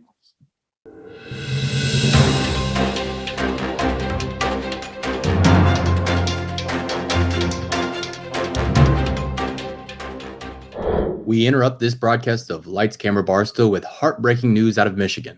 Detroit Tigers and West Side Story superfan Chris Castellani was found dead in his home earlier today in what appears to be a homicide. The longtime podcaster and music video producer was just 24 years old. Castellani was online throughout the afternoon, sending out tweets to his thousands of followers as he watched Black Adam. His final tweet was sent at 2:09 p.m. Black Adam has redefined just how bad movies can be. Good job, at The Rock, you fucking hack. Police are currently searching for any leads on his killer. Now back to your presentation of Lights, Camera, Barstool. All right. We forgot to ask her if she saw Black Adam. I knew we forgot something. Yeah. Black Adam. We're at that time of year where we're reviewing big releases. This is one of them. We've been talking about Black Adam since this fucking podcast started. We're finally reviewing the real life thing. We went from months and months and months and years of fan art to actually seeing the movie. Nearly 5,000 years after he was bestowed with the almighty powers of the Egyptian gods and imprisoned just as quickly, Black Adam is freed from his earthly tomb, ready to unleash his unique form of justice on the modern world. Dwayne "The Rock" Johnson in the lead role as Teth Adam in Black Adam. Teth Adam. I just stayed Teth Adam. Honestly, it sounds cool. I like Teth Adam over Black Adam. I was saying we got to talk about the naming at the end, because they did execute something that another movie company we tried to execute a few years ago and it didn't work. Aldous Hodge, a good friend of this podcast, plays Hawkman. Noah Centineo, not a friend of the pod, but someone we've talked about many times, is Adam Smasher. Marwan Kanzari plays I don't want to do any spoilers. Ishmael, who becomes a pretty integral character as well. Sarah Shahai plays Adriana Tomas, who is another important character in that world. We'll get into that, whatever. I'm not going to spoil anything and talk about the lore. I did a lot of Black Adam deep diving. Quintessa Swindell plays Cyclone. And then Pierce Brosnan plays Dr. Fate, a.k.a. Kent Nelson. He did the thing. Every time I hear Kent, I just think of Kent from Veep. And so that's just when I hear an old man with Kent. So yeah, Viola Davidson is Amanda Waller. We already know that. And you know what? I'm going to do something here that people might not like. Henry Cavill's in it as Superman. I'm sorry. If you don't know at this point, you don't care about Black Adam. And so I don't feel bad spoiling it. I will note, if you haven't seen it, he's not like in it. It's like one line. And it's one line. Post credit. But the movie's been out for 3 days and they already announced that he's back in the DCEU. Mm-hmm. Crazy. Like, they just don't care. And the best part of it, the craziest thing is the producer of the movie was saying, man, I really wish they didn't leak the Henry. The Rock was promoting it. Mm-hmm. Like the entire press tour, this entire 3-month press tour, he is like hinted at it nonstop. Be really cool if I fought Henry Cavill Superman, wouldn't it? Just nuts. Anyway. And of course, obviously, The Rock in a role that he's been trying to play for his whole life. This is a very, I don't want to say vanilla. Vanilla makes it sound boring. It's not boring. It's fun. And structurally speaking, I think there's a couple whiffs that they made in this movie that I really do wish they would have changed it up, because I think there could have been something awesome here. I haven't actually, honestly, I saw it twice. I liked it more than Aquaman. I feel like I'm kind of crazy saying that. I ended up liking it more than Aquaman. I don't like it. I still think Shazam was better. I think Shazam was more coherent. I think Shazam, the way the story develops with Shazam, I liked more. I was more intrigued by that. I think there's some things here where I go, did we need that? Like, I feel like we're doing that because that's the trope. And I'll say it, it's the fucking kid. It's the skateboarding kid. Who in the right mind put that to paper and had it, and who in this production approved it? Like, who was like, this is very relevant in the year 2022. The skateboarding kid. Whose fucking idea was that? They need to be fired in the sun, dude. Jesus. I just don't. It muddied the movie a little too much for me, and I think there was other motivations that could have helped out Teth Adam, Black Adam, and obviously along with Adriana, who it's the mother of the kid in the movie. I just didn't love the kid. The kid was tough. I still had a very good time with it. I think it's dumb in a lot of spots. It's a lot of slow motion. Sometimes it works great, though. Sometimes I did like it. And it was more conservative amount of slow motion than other DC directors, to be fair. I gave it a 79. I think it's a very like, this is a movie. Somebody said it's the Bohemian Rhapsody of superhero movies, and I said I love that. It's spot on. It just like it gets the job done for me. It knows what it is. It's fun, but I also am kind of shocked that I'm sitting here saying I actually think this could have been like really awesome. And I actually don't agree with the critique, and I'll roll this. This will be my question to you, Kenja, because you say it. I saw some of the critics are being, I think, so unfair with this. Yes, very so pre-planned. Like, we don't like this movie. The critique of being like the charm of The Rock isn't here. He's playing. I'm like, well, no, I kind of like that he was playing a different type of guy. Exactly. Like, I don't know, like that actually, I liked that. I thought that was cool. So 79 for me. We'll talk more about it. We got to talk about the Marvel parallels. That's not me saying they stole from Marvel, by the way. There's some funny shit in here. Ken Jack. Yeah, I think there's a lot of like good things, a lot of bad things with this movie. But I think that overall it ended on like a higher enough note for me where I left the theater very pleasantly surprised. I think as far as the negatives go, skateboarding kid in that B plot was just insane. Like, the skateboarding so out of time for the current day. It's just nuts to me. And like, that's honestly even generous. It's like, it's out of touch, straight up out of touch. And it was annoying and it was distracting. Like, especially, and Guj, I remember I talked to you in person about this. The scene where the kid takes the skateboard to hit the zombie thing or whatever, like, it got way too much. And I understand that they needed someone to like wake up Black Adam, right, and set everything off into motion. But that whole subplot with that kid who sucked and his mom was just no good. Like, they did a poor job of like ripping off that, like, you know, here's the big fearsome, you know, time traveling warrior with a rebellious kid dynamic from T2. I thought they clearly ripped that off from Terminator really badly. I didn't particularly care for Adriana, although Muhammad Amer played Kareem. I thought he was pretty funny. They needed some comedic relief in the movie. I think he was solid. He was good. He was good. But another bad thing though. I'm so sick, and you guys have heard me say this like a million times. I'm so sick of the PMC bad guy thing, the mercenary bad guys. I'm so sick of it. And I never want to see it in a movie again. On top of that, Marwan Kenzari 0 for 2 on big budget villain castings. Just like, you gotta stop making him villains. This isn't what he's built for. I think they CGI'd Little Rock pretty funny. Their Captain America version of that, which I think you were going to talk about later. And then the last con I had was just that, like, their transition from the second act into the third act was like they made a false climax, and I think that really fucked up the pacing of the movie going into that third act. But other than that, action was great, and the CGI was on point. The way they displayed superhero combat was like really brutal and violent, and basically everything that The Rock did promise in that regard. It almost reminded me of how the superheroes are shown in Invincible, where it's like, hey, when you actually put a superhero versus all these regular people, it's over like that, and all these people are dead. And I think that element of it was really, really cool. I think Pierce Brosnan, big star of this movie, he rocked. He's clear MVP. Yeah. Hodge was really solid, but I think Atom Smasher and Cyclone, they may as well have like not been there. They were really afterthoughts for this movie. Stop. No, they were afterthoughts. Boy alone. They had like 10 lines each. Like, it was just, they shouldn't have even been there. The Rock, like, he didn't have to do much, but I think he was good. And I think this is what he was kind of saying. Like, that's with the critic, all the critic issues with like, oh, he's not charismatic, likable Rock.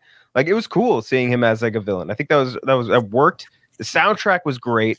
I like the lore, and the action was just like top notch. And I don't think it tried to be anything other or deeper than what it was, which was pretty refreshing for DC, where it feels like sometimes they try to make like that extra push into that next level. It's like, sometimes you can just accept, like, we are making an entertaining superhero movie. We don't need to be anything more than that. And like, other than some structural problems, I really, really liked it. I gave it, really, really liked it, might be a stretch. I liked it a lot, for especially considering what we thought it was going to be going into it. I ended up giving it a 73. This is where I have to be an idiot. There's a lot of things wrong with this movie, where if you sit and think about it for too long, you're going to start to nitpick it. But if you just don't think about it, stay with me. If you just don't think about it, yeah, I had a great time. I mean, it was fun. It was like watching a YouTube compilation of a movie. But like you said, Kinjek, the action was so good. The CGI looks so great. And as someone who reads DC Comics and really fans out on this stuff, like seeing the JSA was awesome. I really like that, especially with Pierce Brosnan leading the way. I want to see him back as Dr. Fate. Don't know if we'll get it. He was fucking awesome. He did the thing. They teased it. They said he is. Dude, he did the thing. He did the, you know what I'm talking about? The Injustice games. He does his move from the Injustice game, which was awesome. His voice sounded great. The helmet looked really fucking cool. Really cool. Yeah. The skateboard kid was terrible. Not only was the skateboard kid terrible, they did the thing in the third act where a laser beam shoots into the sky and you get like an undead army, which, come on, what are we doing? But outside of that, I really had a great fucking time with this. Like, I will watch it the second it gets back on streaming to see if I like it as much, because I'm going 83. Damn. I liked it better than Aquaman, which is like probably the best comp for it in the DC in terms of what they're going for, just a fun action romp. And I think I liked it more than Shazam, but Shazam's they're so different because Shazam just feels like a family film. I don't know how to explain that, even though they're both DC comic book movies. But yeah, no, great time. The Rock is just OP doing OP shit. Yeah, go see it in theaters. Unless Banshees is playing near you, then go see Banshees. But if it's not, which it probably isn't, go see Black Adam. It was fun. If it didn't have that fucking skateboarding kid, this would be like the third best DC movie. Like, if there was no like if they limited to 10% share of humans versus metahumans in this movie, it would be like one of their best movies ever. Like, that's the biggest weakness. I think this movie was like 85% action. Yeah. They had gone to 90, 95. We're looking at like one of DC's best. Like, I just don't like. I just the kid fucking killed it for me in so many spots. Like, I hate the kid. I am tired of kids being motivation in movies. I know these are, I guess, kids movies. Like, these are not supposed to be taken overly seriously. But I think that's fine. You don't need the kid to be the motivation and like the driving force of so much of it, because I think it distracted a little bit from Black Adam. Like, there were moments where it had that syndrome of like, Black Adam is not the main part of the Black Adam movie. This is like the kid with Black Adam. Like, the kid versus the mercenaries. Like, come on. Like one scene is fine. Multiple, it was just too. That bothered me. That did bring the movie down like a significant amount for me. But there was other things that were very good. I will say this is a great example of DC being so far behind Marvel in terms of planning and like where they are, and them trying to copy or do things Marvel does is not the right idea. I think they're in a situation where no matter how you look at it, you can sit there and say that you know DC Comics and you read them and, you know, this character came before this Marvel character. But the point is the mainstream audience, most people aren't going to know that. And there's going to be Marvel fans or people who only know Marvel walk into this movie and go, holy shit, that was Falcon. That was Doctor Strange. Like these are just like all these little tropes and things are just like Marvel. That's Ant-Man. That's Wanda. Like you can just look at that. And so that's going to be the thing that they're going to struggle with. Like they have to expand. That was the other thing about this movie that I like too. It's a DC movie, and we saw people other than fucking Superman, Batman, and Wonder Woman for once. Like that's why the Suicide Squad is so refreshing. That's why Peacemaker is so refreshing. I don't even know who Quintessa Swindell's character is. As someone who's like read the comics like for years and watched all the anime, I've never even heard of that character. It's just nice to get something a little different. But they're going to run into that problem, like. Because there's so many characters across both comic book properties that are the same thing. Oh, yeah. You're going to run into that issue the more you introduce. I'm curious to see if that ends up toppling them or not. Same shit's about to happen with Wakanda Forever, where it's like people are going to be like, Namor's a ripoff of Aquaman, but technically Namor came first. Like it's like they even did that. Like they knew they changed him around apparently quite a bit. I don't know. I know Namor a little bit. Like I'll do my deep dive more when the movie comes up. And I know they changed a bunch of stuff to try and really make it so you don't go in and go, okay, that's fucking Aquaman. They are like identical characters, which is funny. It is funny that both comic book companies just rip each other off. I mean, Hawkman was just Anthony Mackie Falcon. And that was obviously a fun job, but like it was like the same fucking thing. You're just like, there is Hawkman lore, but they obviously didn't show any of it there. The Dr. Fate stuff was awesome. I really, really like that. The more I think about like all the different moves he pulled, like when he did like the Shadow Clone Jutsu, that was so awesome. Kid Jack, you know what I'm talking about? Yeah, multiple like 30 people. Oh, great! Just the kid's story was the biggest problem. Like the undead army's stupid too. You're like, oh my god, but like that I can fuck with. It's the kid is just. They even had a scene where remember when she had the crown or whatever, and they said she's like, I don't have the crown, and then they cut to a full 10-second clip of the kid skateboarding away with it. Oh, the skateboard! I can't get over the skateboard, dude. You mentioned the skateboard before I saw it, and I died laughing at even like the scene where they're in the stairwell. He put the skateboard down. Why? Why did he do that? It made it 10 times louder. Like the landing area of a stairwell, he would just do like a 1 foot skate, pick it back up. I was like, oh, all right, we don't got to do what that. What are we doing here, dude? It's so unnecessary. It's like he may as well be using like. Do you remember? I don't know if you'd ever used these in school. Those like it was like kind of like a scooter where you had to like move like this to like make it move. You know, like wiggle to make it move forward. Yes. You may as well have had one of those at that point. It was just it felt so fucking dated and like a moment. And then Gooch, I remember you said this on Friday. Like this would have killed in 2002. Like that would have been the coolest. Everyone would have been all about that kid and all about this movie. This would have been the highest grossing movie of all time if it came out in 2003. Yeah. Oh, by far. And like that's a sign of like really bad top to bottom management when you let something like that get through a movie. But again, like other than that, it's fucking cool. They like everything else about the movie is pretty fucking cool. Like the fight scenes are so sick. And we made fun of like, or at least I made fun of Black Adam's like flying like posture or whatever because he flied like really angrily looking. But like I think the way they had him fly in this movie was actually kind of sick. Like he was just floating everywhere and like it just was it felt I don't know, interesting because like we don't really get to see a ton of that in most like in Marvel and all that stuff. They'll be flying for 2 seconds, but then they'll go back down to Earth when they're talking to someone, but not Black Adam. And I like that. He felt like a god. Like a legit god, yeah. Yeah. I mean, which was awesome. His little body was very funny because it was funny because the body that they CGI'd his face onto was still a very large man. Like yes, still a very jacked man, but because it's The Rock, the guy looked tiny in comparison. That shit was funny. That was really funny. They should just not shown him. Do we like the opening cameo? Yeah. For what? Exactly. Why? Did we like the beginning with the The girl from Peacemaker, not Peacemaker himself. Yes, yeah. Wait, Hardcore? Yeah. Yeah. That was so unnecessary.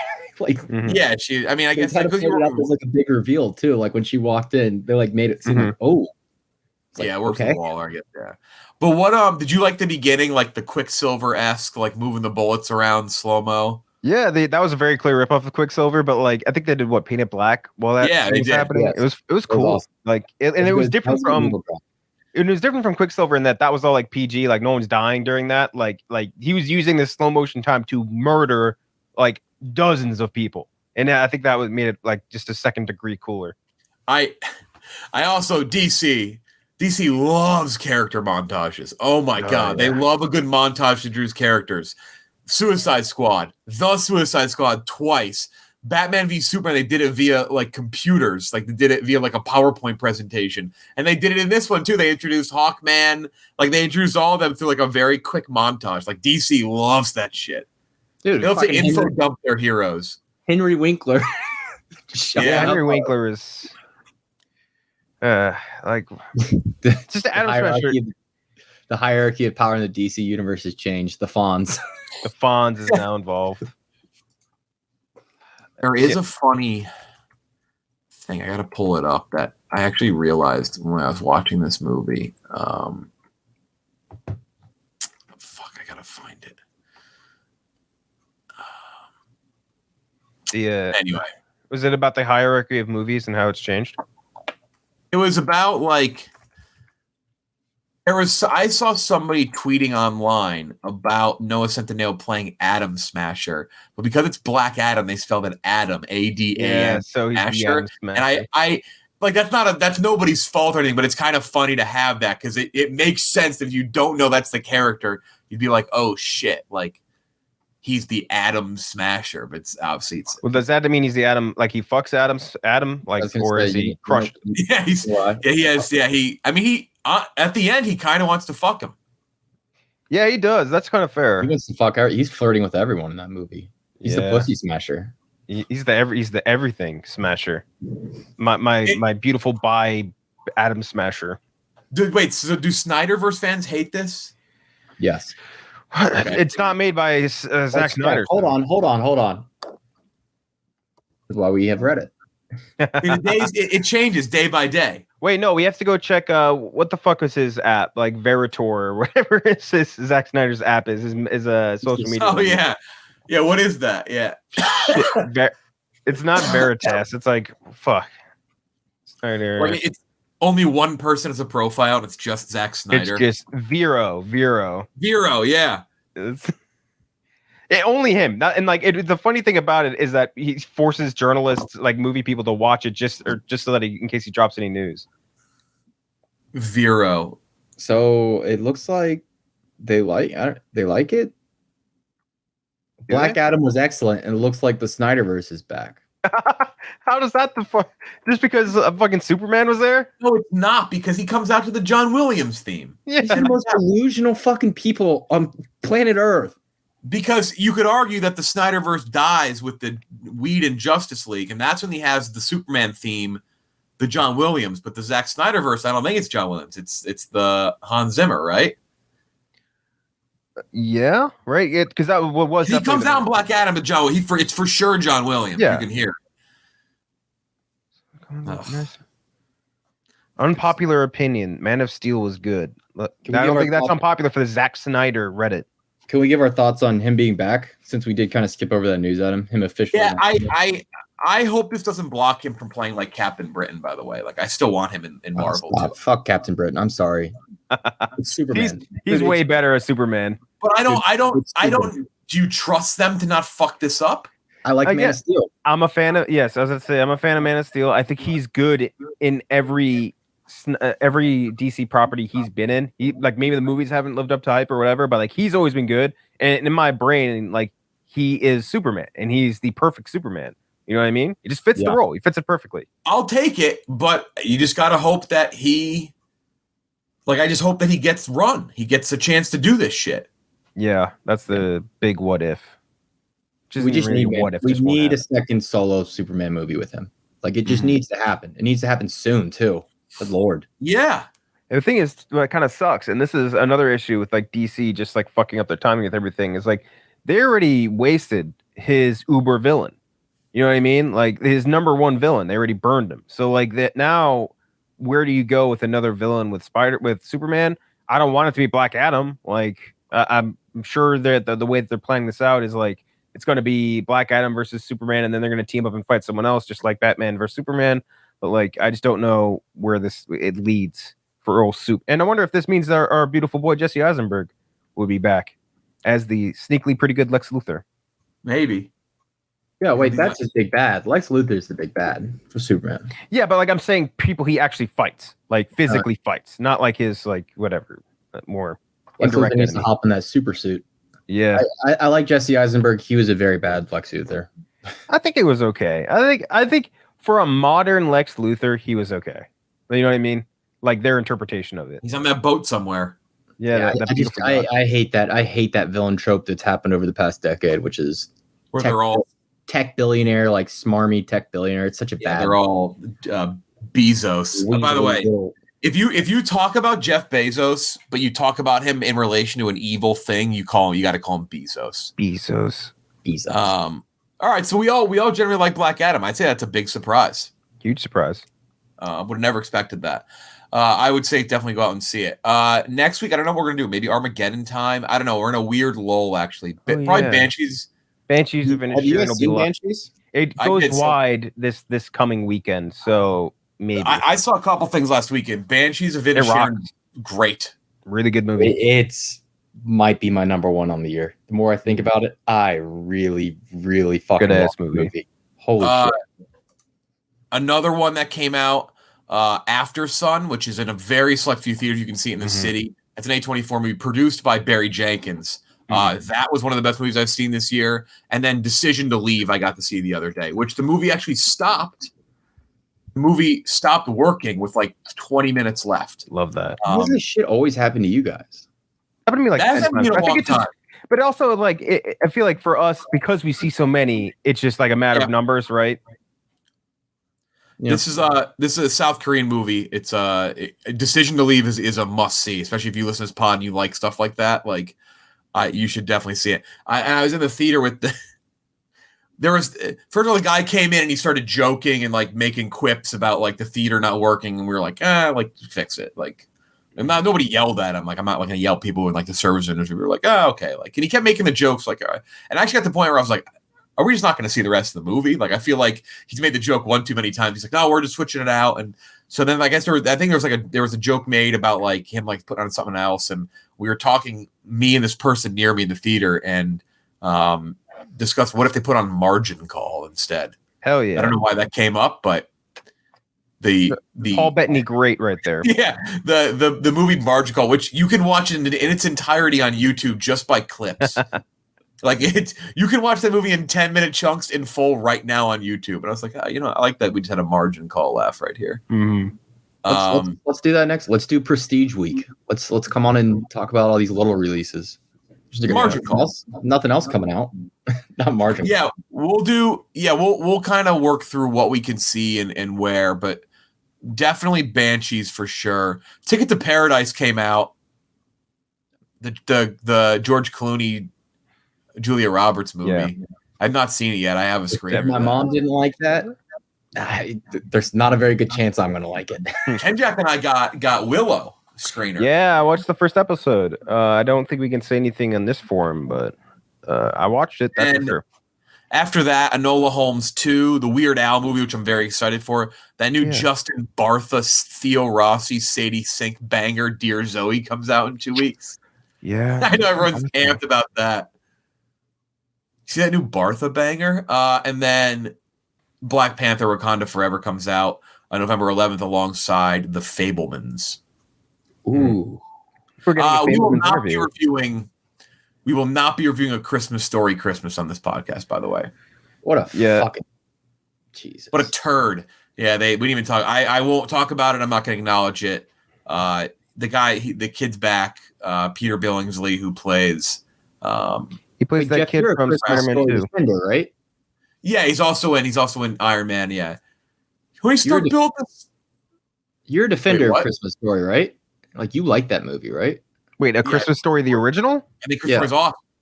Yeah, that's a good movie. What are you talking about? Sucks. Why? Well, you're okay. You don't have a reason. You don't have a reason. You're just saying it to say it. What? Why? Why does it suck? You acted like that was a crazy opinion for Jeff to have to like A Christmas Story. It's bad. That's not a reason. That's not a reason. Not a reason. The way you phrase that, it's on 24/7. We can't deny that. I know. I get that. But that's why people don't like it, because they're like, oh, it's on a lot. So I'm gonna say it sucks. The way you phrase that, like, oh, you're a defender of this Christmas classic that people love. Those people are wrong. The guy who directed the Christmas Chronicles, by the way. But no, that's right. This is a direct sequel to A Christmas Story, and it involves Ralphie later in life. And I'm sorry, but terrible title too. Yeah, there have been other sequels to A Christmas Story, by the way. They're just all quietly been swept under the rug. Yeah, and it starred our good boy Daniel Stern, who plays was it Marv? Yeah, Ron Cryer. But yeah, Peter Billingsley is in Iron Man and Spider-Man. Tony Stark built this in his cave with a box of scraps. He called it. They took his technology and called it fart or whatever it was, or barf. Yeah, barf. Yeah.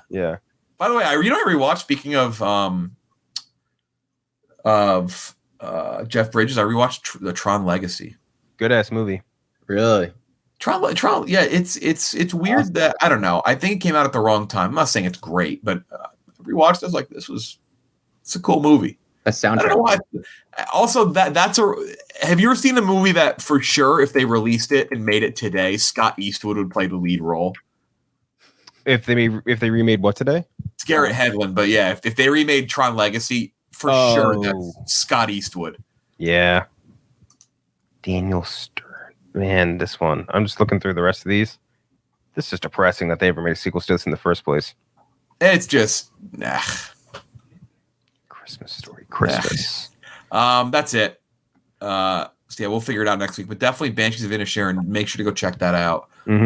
Playing wide this week. We're definitely going to talk about that. Then we'll probably talk about other things as well. It's that time of year where you're going to get some smaller things. Look, the problem is, like, we do see these. We live in New York. You get them right away, and that's not the case everywhere else, unfortunately, which is a bummer.